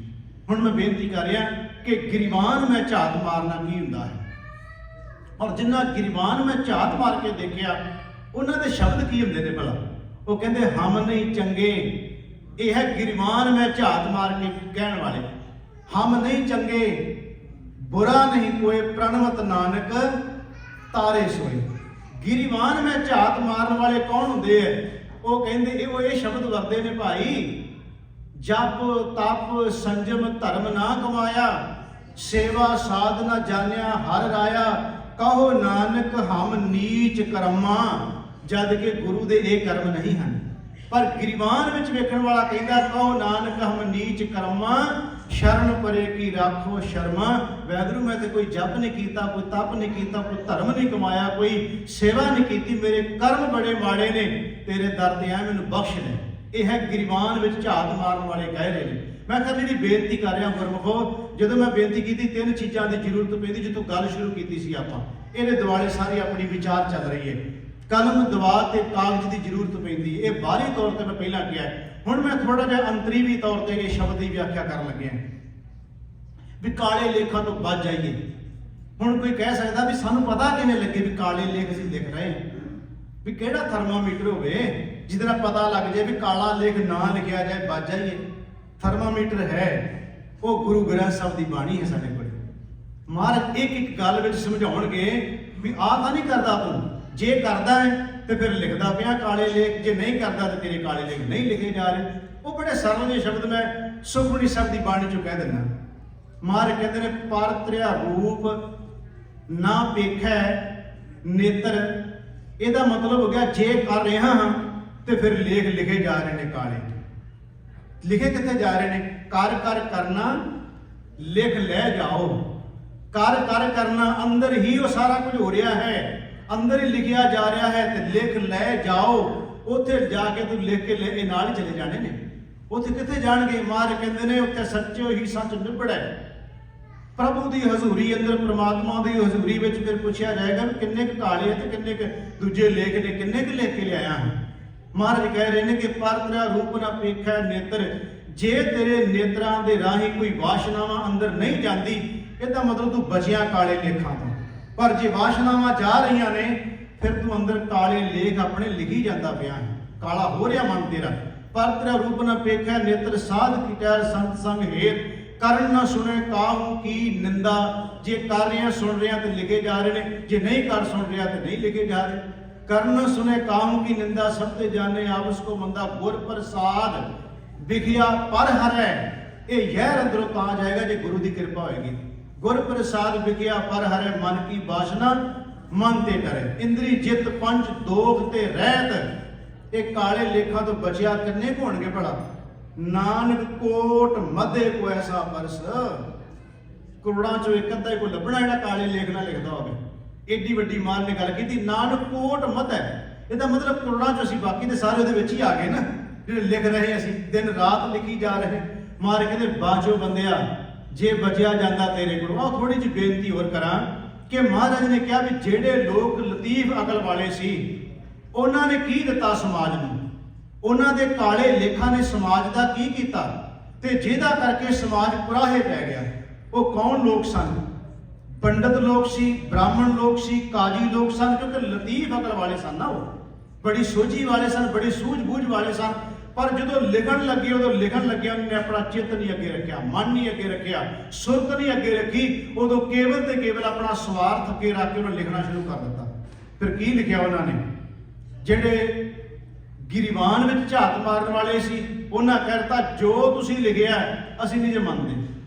ਗੁਰੂ ਗ੍ਰੰਥ ਸਾਹਿਬ ਦੀ ਬਾਣੀ ਕਹਿ ਰਹੀ ਹੈ, ਪੰਡਤ ਮੁੱਲਾ ਜੋ ਲਿਖ ਦਿਆ ਛਾੜ ਚੱਲੇ ਹਮ ਕਛੂ ਨਾ ਲਿਆ। ਤੁਹਾਡੇ ਕਾਲੇ ਲਿਖ ਨਹੀਂ ਮੰਨਦੇ ਅਸੀਂ, ਜਿੰਨੇ ਮਰਜ਼ੀ ਲਿਖੀ ਚਲੋ ਤੁਸੀਂ। ਪੰਡਤ ਮੁੱਲਾ ਜੋ ਲਿਖ ਦਿਆ ਛਾੜ ਚੱਲੇ ਹਮ ਕਛੂ ਨਾ ਲਿਆ। ਕਬੀਰ ਸਾਹਿਬ ਕਹਿੰਦੇ ਤੁਹਾਡੇ ਕਾਲੇ ਲੇਖ ਨਾ ਅਸੀਂ ਪੜ੍ਹਨੇ ਹੈ, ਨਾ ਅਸੀਂ ਸੁਣਨੇ ਹੈ, ਨਾ ਅਸੀਂ ਸੁਣਾਉਣੇ ਹੈ, ਕਿਉਂਕਿ ਤੁਹਾਡੇ ਲੇਖਾਂ ਕਰਕੇ ਸਾਨੂੰ ਵੀ ਲੇਖਾਂ ਦੇਣਾ ਪੈ ਸਕਦਾ। ਮੈਂ ਤਾਂ ਬੇਨਤੀ ਕਰਨ ਲੱਗਿਆ ਕੀ ਸਨ ਜਿਨ੍ਹਾਂ ਨੂੰ ਗੁਰੂ ਨਾਨਕ ਦੇਵ ਮਹਾਰਾਜ ਨੇ ਸਾਨੂੰ ਬਾਹਰ ਕੱਢਿਆ ਵੀ ਤੁਸੀਂ ਉਹਨਾਂ ਦੇ ਮਗਰ ਲੱਗੇ ਫਿਰਦੇ ਹੋ। ਮਹਾਰਾਜ ਕਹਿੰਦੇ, ਉਹ ਕਹਿੰਦੇ ਸੀ ਹੁਣ ਹੈ ਸਧਾਰਨ ਬੰਦੇ ਦਾ ਕੰਮ ਨਹੀਂ ਸੀ ਇਹ। ਬੱਚੇ ਨੇ ਘਰ 'ਚ ਜਨਮ ਲੈ ਲਿਆ ਤੇ ਲਤੀਫ ਅਕਲ ਵਾਲਾ ਕਹਿੰਦਾ ਵੀ ਇਹ ਸੂਤਕ ਹੋ ਗਿਆ। ਹੁਣ ਇਹ ਸੂਤਕ ਕਿਹਨੂੰ ਪਤਾ ਸੀ? ਕਿਸੇ ਅਨਪੜ੍ਹ ਬੰਦੇ ਨੂੰ ਥੋੜਾ ਪਤਾ ਸੀ। ਲਤੀਫ ਅਕਲ ਵਾਲਾ ਕਹਿੰਦਾ ਹੈ, ਬਹੁਤ ਬਰੀਕ ਬੁੱਧੀ ਵਾਲਾ ਕਹਿੰਦਾ ਹੈ, ਬੜਾ ਵੱਡਾ ਵਿਦਵਾਨ ਪੰਡਤ ਕਹਿੰਦਾ ਹੈ, ਉਹ ਕਹਿੰਦਾ ਬੱਚੇ ਨੇ ਘਰ 'ਚ ਜਨਮ ਲੈ ਲਿਆ ਤੇ ਤੁਹਾਡੇ ਘਰ 'ਚ ਸੂਤਕ ਆ ਗਿਆ ਤੇ ਜਿੱਦਣ ਮੌਤ ਹੋ ਗਈ ਉਸ ਬੱਚੇ ਦੀ, ਵੱਡੇ ਹੋਣ ਤੋਂ ਬਾਅਦ ਬਜ਼ੁਰਗ ਹੋ ਕੇ ਮੌਤ ਹੋ ਗਈ, ਫਿਰ ਜਾ ਬੈਠਾ ਉਹਨਾਂ ਦੇ ਘਰੇ, ਕਹਿੰਦਾ ਪਾਤਕ ਹੋ ਗਿਆ ਜੀ ਹੁਣ। ਤੇ ਕਹਿੰਦੇ ਕਰੀਏ ਕੀ? ਕਹਿੰਦਾ ਸੂਤਕ ਵੇਲੇ ਮੈਨੂੰ ਸੱਦ ਲਓ, ਪਾਤਕ ਵੇਲੇ ਮੈਨੂੰ ਸੱਦ ਲਓ, ਕਰਨਾ ਕੀ ਤੁਸੀਂ ਹੋਰ? ਵੀ ਮੈਂ ਕਰਾਂਗਾ ਨਾ, ਹਾਲੇ ਤਾਂ ਮੇਰੇ ਕੋਲ ਹੀ ਹੈ ਨਾ। ਮੈਨੂੰ ਖਿਮਾ ਕਰਿਓ, ਮੈਂ ਕਈ ਵਾਰ ਕਹਿੰਦਾ ਨਾ ਚਲੋ ਇੱਥੇ ਤੇ ਚਲੋ ਮੈਨੂੰ ਮਾਣ ਇਸ ਗੱਲ ਦੇ ਉੱਤੇ ਕਿ ਗੁਰੂ ਦੀ ਹਜ਼ੂਰੀ 'ਚ ਮੈਂ ਜੋ ਕਹਿਣਾ ਗੁਰੂ ਗ੍ਰੰਥ ਸਾਹਿਬ ਦੀ ਬਾਣੀ 'ਚ ਕਹਿੰਦਾ, ਮੈਨੂੰ ਇਸ ਕਰਕੇ ਇਹ ਖੁਸ਼ੀ ਹੁੰਦੀ। ਮੈਂ ਕੋਈ ਖੁਸ਼ਾਮਦ ਨਹੀਂ ਜੇ ਕਰ ਲੱਗਾ, ਤੁਸੀਂ ਕਹ ਲਓ ਵੀ, ਕਿਉਂਕਿ ਖੁਸ਼ਾਮਦ ਤਾਂ ਹੁੰਦੀ ਹੈ ਜੇ ਝੂਠੀ ਗੱਲ ਹੋਵੇ, ਜਾਂ ਗ੍ਰੀਨ ਕਾਰਡ ਤੋਂ ਪਹਿਲਾਂ ਬੰਦੇ ਕਈ ਵਾਰ ਖੁਸ਼ਾਮਦ ਕਰਦੇ, ਜਦੋਂ ਹੋ ਜਾ ਮੁੜ ਕੇ ਕਹਿੰਦੇ ਹੁਣ ਆਪਾਂ ਨੂੰ ਕੀ ਲੋੜ ਨਾ ਕਮੇਟੀ ਦੀ। ਮੈਂ ਉਦੋਂ ਵੀ ਨਹੀਂ ਸੀ ਕੀਤੀ ਤੇ ਹੁਣ ਵੀ ਨਹੀਂ ਕਰਦਾ। ਪਹਿਲਾਂ ਵੀ ਗ੍ਰੀਨ ਕਾਰਡ ਨਹੀਂ ਸੀ ਮਿਲਿਆ ਤਾਂ ਵੀ ਨਹੀਂ, ਹੁਣ ਮਿਲ ਗਿਆ ਤਾਂ ਵੀ ਨਹੀਂ। ਮੈਂ ਕਹਿੰਦਾ ਮੈਨੂੰ ਇੱਕ ਗੱਲ ਦਾ ਮਾਣ ਹੈ। ਇਹ ਹੁਣ ਕਿਉਂ ਵੀ ਇਹ ਨਹੀਂ ਕਹਿਣ ਲੱਗਾ, ਮੈਂ ਸ਼ੁਰੂ 'ਚ ਕਹਿਤਾ ਖੁਸ਼ਾਮਦ ਨਹੀਂ ਕਰਨ ਲੱਗਾ। ਮੈਂ ਇਹਨੂੰ ਇਸ ਗੱਲ ਦਾ ਮਾਣ ਹੈ ਜੋ ਗੱਲ ਗੁਰੂ ਗ੍ਰੰਥ ਸਾਹਿਬ ਦੀ ਬਾਣੀ ਕਹਿੰਦੀ ਹੈ, ਮੈਨੂੰ ਡੰਕੇ ਦੀ ਚੋੜ ਤੇ ਕਮੇਟੀ ਕਹਿੰਦੀ ਵੀ ਕਹਿ ਜਿੱਦਾਂ ਕਿਹਾ ਜਾਂਦਾ, ਮੈਨੂੰ ਮਾਣ ਹੁੰਦਾ ਇਸ ਗੱਲ ਤੇ। ਜੇ ਇੱਥੇ ਡਰ ਰਵੇ ਜਿਵੇਂ ਆਹ ਕਹਿਤਾ ਤੇ ਕਿਤੇ ਉਹ ਨਾ ਨਾਰਾਜ਼ ਹੋਣ, ਕੱਲ ਨੂੰ ਕਹਿਣਗੇ ਬਾਬਾ ਚੁੱਕ ਆਪਣਾ ਕਿਹੜਾ ਕਰਨਾ ਹੋਰ ਆ ਜਾਏਗਾ। ਡਰ ਰਹਿੰਦਾ ਨਾ ਬੰਦੇ ਦੇ ਮਨ ਵਿੱਚ। ਤੇ ਯਾਦ ਰੱਖਿਓ ਤਿੰਨਾਂ ਦਾ ਬੜਾ ਵੱਡਾ ਰੋਲ ਜੇ ਸਮਾਜ ਦੇ ਸੁਧਾਰ ਵਿੱਚ। ਸਭ ਤੋਂ ਪਹਿਲਾਂ ਭਾਈਆਂ ਦਾ ਜਿਹਦੇ 'ਚ ਅਸੀਂ ਆਉਂਦੇ ਹਾਂ, ਉਸ ਤੋਂ ਬਾਅਦ ਪ੍ਰਬੰਧਕਾਂ, ਤੀਜੇ ਨੰਬਰ ਤੇ ਸੰਗਤ ਵੀ ਆਉਂਦੀ ਨਾਲ। ਤੁਹਾਡਾ ਵੀ ਰੋਲ ਨਾਲ ਬਰਾਬਰ ਬਣਦਾ ਨਾ। ਜੇ ਅਸੀਂ ਕਹੀ ਜਾਈਏ ਤੁਸੀਂ ਮੰਨੋ ਹੀ ਨਾ ਤੇ ਅਸੀਂ ਇਕੱਲੇ ਵੀ ਕੀ ਕਰ ਸਕਦੇ ਹਾਂ। ਮੈਂ ਤਾਂ ਕਿਹਾ ਮਿਲ ਕੇ ਤਿੰਨੇ ਚੱਲਾਂਗੇ ਤੇ ਸਮਾਜ 'ਚ ਕੁਝ ਬਹੁਤ ਬਦਲਾਅ ਕਰ ਲਾਂਗੇ। ਹੁੰਦਾ ਕੀ ਹੈ, ਅਸੀਂ ਕਰਦੇ ਹਾਂ ਆਪਣੀਆਂ ਮਨ ਦੀਆਂ ਮਰਜ਼ੀਆਂ। ਗੁਰਦੁਆਰੇ ਆ ਕੇ ਵੀ ਆਪਣਾ ਘੜਾਮਪਣਾ ਵਿਖਾਉਂਦੇ ਆ ਵੀ ਨਹੀਂ ਅਸੀਂ ਏਦਾਂ ਕਰਨਾ ਜੀ, ਆਹ ਕੁਝ ਕਰਨਾ ਜੀ। ਫਿਰ ਅਸੀਂ ਕੀ ਕਰ ਸਕਦੇ ਹਾਂ? ਕਮੇਟੀ ਵਾਲਿਆਂ ਨੂੰ ਹੁੰਦਾ ਵੀ ਕਿਤੇ ਮੁੜ ਕੇ ਦੁਬਾਰਾ ਇਹ ਟੁੱਟ ਨਾ ਜਾਏ ਸੰਗਤ। ਸਾਨੂੰ ਵੀ ਹੁੰਦਾ 4 ਪੈਸੇ ਬਣਨੇ ਸੀ, ਮੁੜ ਕੇ ਸਮਾਗਮ ਵੀ ਨਹੀਂ ਆਉਣਾ, ਪ੍ਰੋਗਰਾਮ ਹੀ ਨਹੀਂ ਆਉਣਾ। ਮੈਂ ਤਾਂ ਥੋੜੀ ਜਿਹੀ ਬੇਨਤੀ ਵਿੱਚੋਂ ਨਿਕਲਿਆ, ਆਪਣੇ ਵਿਸ਼ੇ ਵਿੱਚੋਂ ਬੇਨਤੀ ਕਰਨ ਲੱਗਿਆ ਸੀ, ਗੁਰਮੁਖੋ ਜੋ ਸੱਚਾਈ ਹੈ ਉਹਨੂੰ ਕਹਿਣਾ ਚਾਹੀਦਾ। ਮੈਂ ਹੁਣ ਇੱਥੇ ਗੱਲ ਤਾਂ ਇੱਧਰ ਨੂੰ ਆ ਗਈ ਸੀ ਵੀ ਜਦੋਂ ਗੁਰੂ ਨਾਨਕ ਦੇਵ ਮਹਾਰਾਜ ਕਹਿੰਦੇ ਨੇ ਕਿੰਨੇ ਪਾਇਆ ਚੱਕਰਾਂ 'ਚ, ਉਹ ਕਹਿੰਦੇ ਮਹਾਰਾਜ ਕਹਿੰਦੇ ਸੂਤਕ ਪਾਤਕ ਪਾਉਣ ਵਾਲਾ ਗਰੀਬ ਕੋਈ ਅਨਪੜ੍ਹ ਬੰਦਾ ਸੀ ਕਿਤੇ? ਵਿਦਵਾਨ ਸਾਨੂੰ ਲੋਕ, ਬੜੇ ਬੜੇ ਗਿਆਨੀ ਸਾਨੂੰ ਲੋਕ, ਤੇ ਜਿੰਨਾ ਅੱਜ ਭਰਮ ਜਾਲ 'ਚ ਪਾਇਆ ਜਾ ਰਿਹਾ ਸਾਡੇ ਵੱਲੋਂ ਹੀ ਪਾਇਆ ਜਾ ਰਿਹਾ। ਅਸੀਂ ਕਹਿੰਦੇ ਹਾਂ ਨਾ ਵੀ ਆਹ ਕਰ ਲਓ ਜੀ, ਆਹ ਕਰ ਲਓ ਜੀ, ਏਦਾਂ ਕਰ ਲਓ ਜੀ। ਮੈਂ ਕਹਿੰਦਾ ਗੁਰਮੁਖੋ ਜੇ ਗੁਰੂ ਦੀ ਠੀਕ ਹੈ ਕੋਈ ਪ੍ਰੋਗਰਾਮ ਕਰਾਵੇ ਚਾਹੇ ਨਾ ਕਰਾਵੇ, ਸਾਡਾ ਫਰਜ਼ ਹੈ ਅਸੀਂ ਡੰਕੇ ਦੀ ਚੋੜ ਤੇ ਕਹੀਏ ਆਹ ਮਨਮਤ ਅਸੀਂ ਨਹੀਂ ਹੋਣ ਦੇਣੀ। ਕੋਈ ਗੱਲ ਨਹੀਂ, ਫਿਰ ਕੀ ਜੇ ਇੱਕ ਨਹੀਂ ਤੇ 2 ਹੋਰ ਪ੍ਰੋਗਰਾਮ ਵੱਧ ਆ ਜਾਣਗੇ। ਮੈਂ ਕੋਸ਼ਿਸ਼ ਕਰ ਰਿਹਾ, ਨਹੀਂ ਮੈਂ ਇਕੱਲਾ ਬੋਲਦਾ ਹੀ ਹਾਂ। ਜਦੋਂ ਇੱਥੇ ਕੋਈ ਸਾਨੂੰ ਸਾਹਮਣੇ ਦਿਸਦਾ ਔਰ ਪਤਾ ਵੀ ਹੈ ਸਾਰਿਆਂ ਨੂੰ ਕਿ ਇਹਦਾ ਤੁਹਾਡਾ ਬਾਬੇ ਦਾ ਸੁਭਾਅ ਇਦਾਂ ਦਾ, ਕਈ ਵਾਰ ਮੈਨੂੰ ਆਪਣੇ ਆਪ ਨੂੰ ਵੀ ਆਉਂਦਾ ਮੇਰਾ ਸੁਭਾਅ ਥੋੜਾ ਕਾਲਾ ਵੀ ਹੈਗਾ, ਪਰ ਮੇਰੀ ਮਜਬੂਰੀ ਬਣ ਜਾਂਦੀ ਹੈ। ਗੁਰੂ ਦਾ ਖਾਨਾ ਜਦੋਂ ਗੁਰੂ ਦਾ ਦਿੱਤਾ ਹੋਇਆ ਖਾ ਰਹੇ ਆ, ਤੁਸੀਂ ਆ ਜਿਹੜੇ ਪੈਸੇ ਚੜਾ ਰਹੇ ਹੋ, ਦੇ ਰਹੇ ਹੋ ਸਾਨੂੰ, ਆਪਣੀ ਦਸਾਂ ਦੀ ਕਿਰਤ ਵਿੱਚੋਂ ਦਿੰਦੇ ਹੋ, ਤੇ ਜੇ ਮੈਂ ਆਪਣਾ ਫਰਜ਼ ਨਾ ਪੂਰਾ ਕਰਾਂ ਤੇ ਫਿਰ ਮੈਂ ਦੇਣਦਾਰ ਹਾਂ ਗੁਰੂ ਦਾ। ਤਾਂ ਕਰਕੇ ਮੇਰਾ ਫਰਜ਼ ਹੁੰਦਾ, ਜੋ ਗਲਤ ਹੋ ਰਿਹਾ ਉਹਨੂੰ ਕਹਿਣਾ ਚਾਹੀਦਾ ਵੀ ਗਲਤ ਹੈ, ਨਹੀਂ ਕਰਨਾ ਚਾਹੀਦਾ। ਮੈਂ ਅੱਗੇ ਵੀ ਜ਼ਿਕਰ ਕੀਤਾ ਸੀ ਵੀ ਇਹ ਨਵਾਂ ਕੰਮ ਚੱਲਣ ਲੱਗਿਆ ਵੀ ਹਾਰ ਪਾ ਦਿਓ ਜੀ, ਦੋਵੇਂ ਬੱਚਾ ਬੱਚੀ ਬਿਠਾ ਕੇ ਇੱਕ ਬਣਾਉਟੀ ਜਿਹਾ ਹਾਰ ਲਿਆ ਕੇ ਦੋਵਾਂ ਦੇ ਹੱਥਾਂ 'ਚ ਪਵਾ ਦਿਓ। ਪੱਲਾ ਹੈ, ਹਾਰ ਨਹੀਂ ਜੇ ਕਿਤੇ ਲਿਖਿਆ ਹੋਇਆ। ਇਹ ਸ਼ੁਰੂ ਹੋਣ ਲੱਗਾ ਸੀ ਕੰਮ, ਅਸੀਂ ਰੋਕਿਆ। ਮੈਂ ਤਾਂ ਕਹਿੰਦਾ ਕਿ ਅੱਗੇ ਤੋਂ ਬੰਦ ਹੋਵੇ, ਜਿਹੜੇ ਬੱਚੇ ਬੱਚੀਆਂ ਦੇ ਵਿਆਹ ਹੋਣੇ ਆ, ਘੱਟੋ ਘੱਟ ਤੁਸੀਂ ਕਹੋ ਵੀ ਬਾਬੇ ਤੋਂ ਸੁਣ ਕੇ ਆਏ ਆ, ਇਹ ਅਸੀਂ ਕੰਮ ਕਰਨਾ ਨਹੀਂ। ਪਰ ਕੱਲ ਨੂੰ ਤੁਸੀਂ ਕਹਿ ਦਿਓ ਵੀ ਸਾਡੀ ਤੇ ਪ੍ਰਧਾਨਾ ਬਣਦੀ, ਅਸੀਂ ਉਹ ਤੋਂ ਘਵਾ ਲਿਆ ਸੀ ਤੇ ਪਾਉਣਾ, ਫਿਰ ਮੈਂ ਕੀ ਕਰੂੰਗਾ ਇੱਥੇ। ਮੈਂ ਤਾਂ ਕਹਿ ਰਿਹਾ ਆਪਣਾ ਸਾਰਿਆਂ ਦਾ ਫਰਜ਼ ਬਣਦਾ। ਖੈਰ ਗੱਲ ਵਿੱਚੋਂ ਨਿਕਲ ਆਈ, ਬੇਨਤੀ ਕਰਨ ਲੱਗਿਆ ਸੀ ਵੀ ਸਾਡਾ ਸਭ ਦਾ ਫਰਜ਼ ਬਣਦਾ ਹੈ। ਹੁਣ ਕਿੰਨੇ ਪਾਇਆ ਚੱਕਰਾਂ ਚੋਂ, ਕਹਿੰਦਾ ਸੂਤਕ ਤੇ ਪਾਤਕ ਪਾਉਣ ਵਾਲਾ ਬ੍ਰਾਹਮਣ ਹੈ, ਪੰਡਤ ਹੈ, ਵਿਦਵਾਨ ਹੈ, ਉਹ ਪਾ ਰਿਹਾ। ਉਹ ਕਹਿੰਦਾ ਫਿਰ ਖਤਮ ਕਿਵੇਂ ਹੋਏਗਾ? ਕਹਿੰਦਾ ਮੈਨੂੰ ਘਰੇ ਸੱਦ ਲਓ ਨਾ, ਬੱਚੇ ਦਾ ਜਨਮ ਹੋਇਆ, ਮੈਂ ਆ ਕੇ ਆਪੇ ਪਵਿੱਤਰ ਕਰ ਦੇਣਾ ਸਾਰਾ ਕੁਝ। ਤੇ ਜਦੋਂ ਮੌਤ ਹੋ ਗਈ, ਕਹਿੰਦਾ ਪਾਤਕ ਹੋ ਗਿਆ, ਮੈਂ ਆਵਾਂਗਾ, ਮੈਂ ਮੰਤਰ ਪੜ੍ਹਨੇ ਆ, ਸਾਰਾ ਕੁਝ ਠੀਕ ਹੋ ਜਾਣਾ। ਗੁਰੂ ਨਾਨਕ ਦੇਵ ਮਹਾਰਾਜ ਜੀ ਕਹਿੰਦੇ ਹੋ ਪੰਡਤਾ, ਤੂੰ ਲਤੀਫ ਅਕਲ ਵਾਲਾ ਸੀ, ਤੇਰਾ ਫਰਜ਼ ਸੀ ਤੂੰ ਲੋਕਾਂ ਨੂੰ ਚੱਕਰਾਂ ਚੋਂ ਕੱਢਦਾ, ਤੇਰਾ ਫਰਜ਼ ਸੀ ਤੂੰ ਲੋਕਾਂ ਨੂੰ ਵਹਿਮਾਂ ਚੋਂ ਕੱਢਦਾ, ਤੇਰਾ ਫਰਜ਼ ਸੀ ਲੋਕਾਂ ਨੂੰ ਭਰਮਾਂ ਚੋਂ ਕੱਢਦਾ, ਉਹ ਤੂੰ ਖੁਦ ਹੀ ਪਾ ਦਿੱਤਾ ਉਹਨਾਂ ਨੂੰ ਚੱਕਰਾਂ ਵਿੱਚ। ਫਿਰ ਮਹਾਰਾਜ ਕਹਿੰਦੇ ਆ ਬਹਿ ਮੇਰੇ ਸਾਹਮਣੇ, ਜਿਹੜੀ ਤੂੰ ਸੂਤਕ ਪਾਤਕ ਬਣਾਈ ਬੈਠਾ ਹੈ ਨਾ, ਆ ਮੈਂ ਤੈਨੂੰ ਦੱਸਾਂ, ਇਹ ਸੂਤਕ ਪਾਤਕ ਤੇ ਕਦੇ ਖਤਮ ਹੋ ਹੀ ਨਹੀਂ ਸਕਦੇ। ਮਹਾਰਾਜ ਕਹਿੰਦੇ ਤੇਰੇ ਘਰ ਰੋਟੀ ਪੱਕਦੀ ਹੈ ਕਿ ਨਹੀਂ? ਸਿਰਫ ਮੈਂ ਵਿਆਖਿਆ ਕਰਕੇ ਕਹਿ ਰਿਹਾ ਨਹੀਂ ਵੀ ਸਾਹਮਣੇ ਬਿਠਾ ਕੇ। ਮਹਾਰਾਜ ਕੇ ਵਿਆਖਿਆ ਵਾਲਾ ਬੰਦਾ ਆਪਣੇ ਢੰਗ ਨਾਲ ਗੱਲ ਕਰਦਾ ਹੈ। ਜਿਵੇਂ ਮਹਾਰਾਜ ਕੋਲ ਬਿਠਾ ਕੇ ਕਹਿੰਦੇ ਵੀ ਤੇਰੇ ਘਰ ਰੋਟੀ ਪੱਕਦੀ ਹੈ ਕਿ ਨਹੀਂ? ਉਹ ਕਹਿੰਦਾ ਜੀ ਪੱਕਦੀ ਹੈ।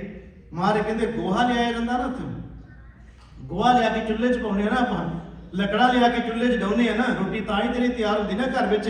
ਤੇਰੀ ਘਰ ਵਾਲੀ ਤਿਆਰ ਕਰਦੀ ਰੋਟੀ, ਗੋਹਾ ਤੇ ਲੱਕੜਾ ਬਾਲਦੀ ਹੈ ਨਾ। ਕਹਿੰਦਾ ਹਾਂ ਮਹਾਰਾਜ ਬਾਲਦੀ ਹੈ। ਤੇ ਮਹਾਰਾਜ ਕਹਿੰਦੇ ਕਿੰਨੇ ਕੀੜੇ ਉਹਦੇ ਵਿੱਚੋਂ ਨਿਕਲਦੇ, ਕਿੰਨੇ ਜੰਮਦੇ, ਕਿੰਨੇ ਮਰਦੇ ਆ ਗੋਹੇ ਦੇ ਵਿੱਚ।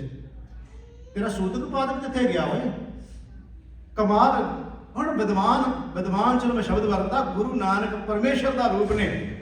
ਮੈਂ ਕਹਿੰਦਾ ਗੁਰੂ ਨਾਨਕ ਮਹਾਰਾਜ ਜੀ ਦੇ ਸਾਹਮਣੇ ਕਿਹੜਾ ਟਿਕ ਸਕਦਾ ਸੀ ਬਈ? ਕੋਈ ਨਾ ਝੱਲੇ ਬਾਬੇ ਦਾ, ਕਿਹੜੀ ਝਾਲ ਚੱਲ ਸਕਦਾ ਸੀ? ਐਵੇਂ ਕਿਤੇ ਕਹਿ ਦਿੱਤਾ ਵੀ ਧੰਨ ਨਾਨਕ ਤੇਰੀ ਵੱਡੀ ਕਮਾਈ। ਗੱਲ ਵੀ ਕਰਨੀ ਤੇ ਦਲੀਲ ਨਾ ਕਰੋ ਨਾ, ਅਗਲੀ ਤਸੱਲੀ ਹੋ ਜਾਏ। ਮਹਾਰਾਜ ਕਹਿੰਦੇ ਬਹਿ ਸਾਹਮਣੇ। ਉਹ ਸੂਤਕ ਪਾਤਕ ਦੱਸਣ ਵਾਲਿਆ ਕਿਉਂ ਲੋਕਾਂ ਨੂੰ ਵਿਚਾਰਿਆਂ ਨੂੰ ਭਰਮਾਂ ਚ ਪਾਇਆ ਹੋਇਆ ਸੀ? ਮਹਾਰਾਜ ਕਹਿੰਦੇ ਪਹਿਲੀ ਗੱਲ ਦੱਸ ਵੀ ਤੇਰੇ ਘਰ 'ਚ ਸੂਤਕ ਪਾਤਕ ਨੇ ਨਿਕਲਿਆ, ਤੂੰ ਦੂਜਿਆਂ ਦਾ ਕਿਵੇਂ ਕੱਢ ਦੇਗਾ ਓਏ? ਗੋਹਾ ਬਾਲਦਾ, ਲੱਕੜੀ ਬਾਲਦਾ, ਕਿੰਨੇ ਕੀੜੇ ਜੰਮਦੇ ਮਰਦੇ ਨੇ ਉਹਦੇ ਵਿੱਚ। ਫਿਰ ਮਹਾਰਾਜ ਨੇ ਸ਼ਬਦ ਉਚਾਰਨ ਕੀਤਾ। ਮਹਾਰਾਜ ਕਹਿੰਦੇ ਜੇਕਰ ਸੂਤਕ ਮੰਨੀਏ, ਇਹ ਆਸਾ ਦੀ ਵਾਰ ਦਾ ਸ਼ਬਦ ਹੈ, ਜੇਕਰ ਸੂਤਕ ਮੰਨੀਏ ਸਭ ਤੇ ਸੂਤਕ ਹੋਏ, ਗੋਹੇ ਅਤੇ ਲੱਕੜੀ ਅੰਦਰ ਕੀੜਾ ਹੋਏ। ਗੋਹੇ ਵਿੱਚ ਤੇ ਲੱਕੜੀ ਵਿੱਚ ਕੀੜਾ ਹੈ ਨਾ, ਜਦੋਂ ਅੱਗ 'ਚ ਜਾ ਤਾਂ ਮਰ ਗਿਆ। ਗੋਹੇ 'ਚ ਕਿੰਨੇ ਕੀੜੇ ਬਣ ਜਾਂਦੇ ਆ, ਪਰ ਸਭ ਨੂੰ ਪਤਾ ਨਾ, ਪਾਤੀਆਂ ਬਾਅਦ 'ਚ ਉਹਦੇ 'ਚ ਕੀੜੇ ਸੁੰਡੇ ਪੈ ਹੀ ਜਾਂਦੇ ਨਾ, ਤਿਆਰ ਹੋ ਜਾਂਦੇ। ਉਹ ਲਿਆ ਕੇ ਕਿਹੜਾ ਵੀ ਬੀਬੀਆਂ ਨੂੰ ਭੰਨ ਕੇ ਸੁੰਡਾ ਬਾਹਰ ਕੱਢਦੀਆਂ, ਉਹ ਸਿੱਧੀ ਪਾਤੀ ਚੁੱਲ੍ਹੇ 'ਚ ਜਾਂਦੀ ਹੈ ਨਾ।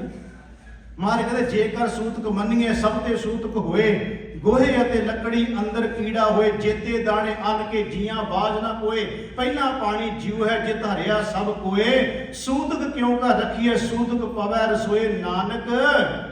ਉਹ ਦੱਸ ਵੀ ਦਿੱਤਾ ਨਾ, ਮਹਾਰਾਜ ਨੇ ਸਵਾਲ ਨਹੀਂ ਰੱਖੇ। ਨਾਨਕ ਸੂਤਕ ਏਵ ਨਾ ਉਤਰੈ। ਪੰਡਿਤ ਜੀ ਤੁਸੀਂ ਲਤੀਫ ਬਖਣ ਵਾਲੇ ਜੇ, ਇਹ ਦੱਸੋ ਵੀ ਇਦਾਂ ਨਹੀਂ ਉਤਰਦਾ ਸੂਤਕ। ਕਿਸ ਤਰ੍ਹਾਂ ਉਤਰਦਾ ਹੁੰਦਾ? ਗਿਆਨ ਉਤਾਰਿਤ ਹੋਏ, ਗੁਰੂ ਦਾ ਸ਼ਬਦ ਨੂੰ ਧੋ ਸਕਦਾ ਹੈ। ਤੇ ਮਹਾਰਾਜ ਕਹਿੰਦਾ ਮਹਾਰਾਜ ਫਿਰ ਇਹ ਜਿਹੜਾ ਮੈਂ ਸੂਤਕ ਪਾਤਕ ਬਣਾ ਕੇ ਰੋਟੀ ਪਾਣੀ ਆਪਣਾ ਚਲਾ ਰਿਹਾ ਹਾਂ, ਤੇ ਗੁਰੂ ਨਾਨਕ ਦੇਵ ਸੱਚੇ ਪਾਤਸ਼ਾਹ ਨੂੰ ਪੁੱਛਦਾ ਫਿਰ ਮਹਾਰਾਜ ਦਾ ਕੋਈ ਹੋਰ ਵੀ ਕੋਈ ਕਿਰਪਾ ਕਰਕੇ ਦੱਸੋ ਵੀ ਫਿਰ ਕਿਹੜਾ ਸੂਤਕ ਪਾਤਕ ਲੋਕਾਂ ਨੂੰ ਦੱਸਾਂ ਮੈਂ ਜਾ ਕੇ। ਉਹਦਾ ਢੰਗ ਤਰੀਕਾ ਹੀ ਬਦਲਦੇ ਹੋ, ਮੇਰੀ ਰੋਟੀ ਰੋਜੀ ਵੀ ਚੱਲਦੀ ਰਹੇ। ਮਹਾਰਾਜ ਕਹਿੰਦੇ ਰੋਟੀ ਰੋਜੀ ਤੇਰੀ ਚੱਲਦੀ ਰਹੇਗੀ, ਬੰਦ ਨਹੀਂ ਕਰਦੇ ਤੇਰੀ, ਪਰ ਤਰੀਕਾ ਬਦਲਦੇ ਤੂੰ। ਸੂਤਕ ਪਾਤਕ ਦਾ ਤਰੀਕਾ ਹੀ ਬਦਲਦੇ। ਮਹਾਰਾਜ ਕਿਹੜਾ? ਮਹਾਰਾਜ ਕਹਿੰਦੇ ਇਹ ਕਹਿਣਾ ਸ਼ੁਰੂ ਕਰਦੇ ਕਿ ਕੰਨੀ ਸੂਤਕ ਕੰਨ ਪੈ।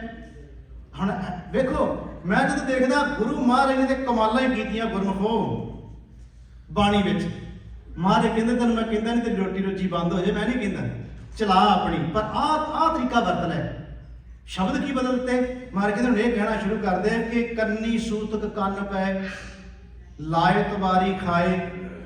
ਮਹਾਰਾਜ ਸੱਚੇ ਪਾਤਸ਼ਾਹ ਮਹਾਰਾਜ ਨੇ ਕਹਿੰਦੇ ਕਿ ਇਹਨਾਂ ਨੂੰ ਅੱਖੀ ਸੂਤਕ ਵੇਖਣਾ ਪਰ ਤਰਿਆ ਪਰ ਤੰਦਰੂਪ, ਕੰਨੀ ਸੁਤ ਕੰਨ ਪੈ ਲਾਇਤ ਵਾਰੀ ਖਾਏ ਨਾਨਕ ਹੰਸਾ ਆਦਮੀ। ਹੰਸਾ ਦਾ ਮੈਨੇ ਹੈ ਕਿ ਪਵਿੱਤਰ ਆਤਮਾ ਵਾਲਾ, ਧਾਰਮਿਕ ਪੁਰਸ਼, ਲਤੀਫ ਅਕਲ ਵਾਲਾ। ਇਹਦੇ ਹੰਸ ਦਾ ਅਰਥ ਤੇ ਜਿਹੜਾ ਉਹ ਪੰਛੀ ਨਹੀਂ ਹੈ। ਨਾਨਕ ਹੰਸਾ ਆਦਮੀ, ਉਹ ਸਿਆਣਿਆਂ ਬੰਦਿਆਂ ਤੋਂ ਜਮਾ ਦੀ ਪੁਰੀ ਤੋਂ ਬਚ ਜਾਏਗਾ। ਜੇ ਨਾ ਕੀਤਾ ਹੈ ਕੁਝ ਤੇ ਨਾਨਕ ਹੰਸਾ ਆਦਮੀ ਵੱਧਦਾ ਜਮਪੁਰ ਜਾਏ ਤੋਂ ਜਮਾ ਤੋਂ ਬਚ ਨਹੀਂ ਸਕਦਾ, ਭਾਵੇਂ ਜਿੱਦਾਂ ਮਰਜ਼ੀ ਵਿਦਵਾਨ ਬਣਿਆ ਬੈਠਾ। ਇਹ ਹੋ ਗਿਆ ਮਹਾਰਾਜ ਨੇ ਕਿਰਪਾ ਕੀਤੀ। ਮੈਂ ਤਾਂ ਕਹਿ ਰਿਹਾ ਗੁਰੂ ਗ੍ਰੰਥ ਸਾਹਿਬ ਦੀ ਬਾਣੀ ਚ ਗੁਰਮੁਖੋ ਬੜੀ ਮਹਾਰਾਜ ਨੇ ਰਹਿਮਤ ਵਰਤਾਈ। ਕਰ ਸਮਾਂ ਹੋ ਗਿਆ, ਇੱਕ ਵਾਰ ਫਿਰ ਸ਼ਬਦ ਨੂੰ ਦੁਹਰਾਉਣ ਲੱਗੇ ਆ। ਅੱਜ ਦਾ ਜੋ ਆਪਣਾ ਵਿਸ਼ਾ ਚੱਲਿਆ, ਪ੍ਰਕਰਨ ਚੱਲਿਆ ਸਾਰਾ, ਉਹ ਇਸ ਗੱਲ ਉੱਤੇ ਸੀ ਵੀ ਕਾਗਜ਼, ਕਲਮ, ਦਵਾਤ, ਅੱਖਰ, ਸ਼ਬਦ ਇਹਨਾਂ ਦਾ ਹੋਣਾ ਜ਼ਰੂਰੀ ਹੈ ਬਾਹਰੀ ਤੌਰ ਤੇ।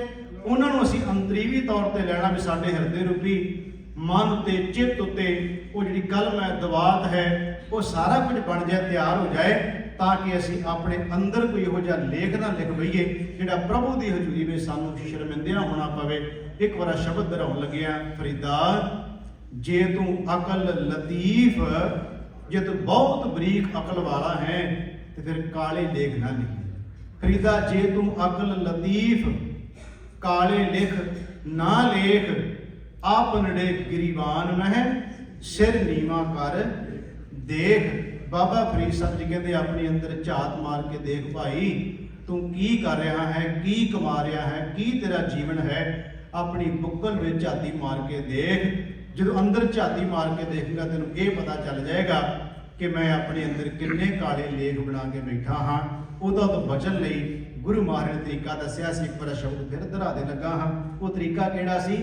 ਜਾਗ ਮੋਹ ਘਸ ਮਸ ਕਰ, ਮਤ ਕਾਗਦ ਕਰ ਸਾਰ, ਭਾਉ ਕਲਮ ਕਰ ਚਿੱਤ ਲਖਾਰੀ, ਗੁਰ ਪੁੱਛ ਲਿਖ ਵਿਚਾਰ, ਲਿਖ ਨਾਮ ਸਲਾਹ ਲਿਖ, ਲਿਖ ਅੰਤ ਨ ਪਾਰਾਵਾਰ। ਬਾਬਾ ਇਹ ਲੇਖਾ ਲਿਖ ਜਾਣ, ਜਿੱਥੇ ਲੇਖਾ ਮੰਗੀਏ ਤਿੱਥੇ ਹੋਏ ਸੱਚਾ ਨਿਸ਼ਾਨ। ਰਾਹਦਾਰੀ ਤੇਰੇ ਕੋਲੇ ਹੋਵੇਗੀ ਜੇ ਤੂੰ ਗੁਰੂ ਦੇ ਸ਼ਬਦ ਰੂਪੀ ਸਿਫਤ ਸਲਾਹ ਕੀਤੀ ਹੈ ਨਾ, ਉਹਦਾ ਮਨ ਉੱਤੇ ਵੀ ਤੇਰੇ ਤੇ ਪ੍ਰਭਾਵ ਉਹੀ ਰਹੇਗਾ। ਫਿਰ ਤੂੰ ਪ੍ਰਭੂ ਦੀ ਹਜ਼ੂਰੀ ਵਿੱਚ ਜਦੋਂ ਜਾਏਗਾ ਨਾ, ਰੇ ਰੇ ਦਰਗੇ ਕਹੇ ਨਾ ਪਊ, ਆਓ ਬੈਠ ਆਦਰ ਸ਼ੁਭ ਦੇਉ। ਪ੍ਰਭੂ ਪਰਮਾਤਮਾ ਦੀ ਹਜ਼ੂਰੀ ਵਿੱਚ ਮਾਨ ਇੱਜ਼ਤ ਨੂੰ ਵਡਿਆਈ ਪ੍ਰਾਪਤ ਹੋ ਜਾਏਗੀ। ਸਤਿਗੁਰੂ ਕਿਰਪਾ ਕਰਨ ਗਰੀਬ ਨਿਵਾਸ ਸੱਚੇ ਪਾਤਸ਼ਾਹ ਮਹਾਰਾਜ ਜੀ ਸ਼ਬਦ ਦੀ ਵਿਚਾਰ ਕਰਦਿਆਂ ਬੇਅੰਤ ਪ੍ਰਕਾਰ ਦੀਆਂ ਭੁੱਲਾਂ ਟੁੱਟਾਂ ਹੋ ਗਈਆਂ।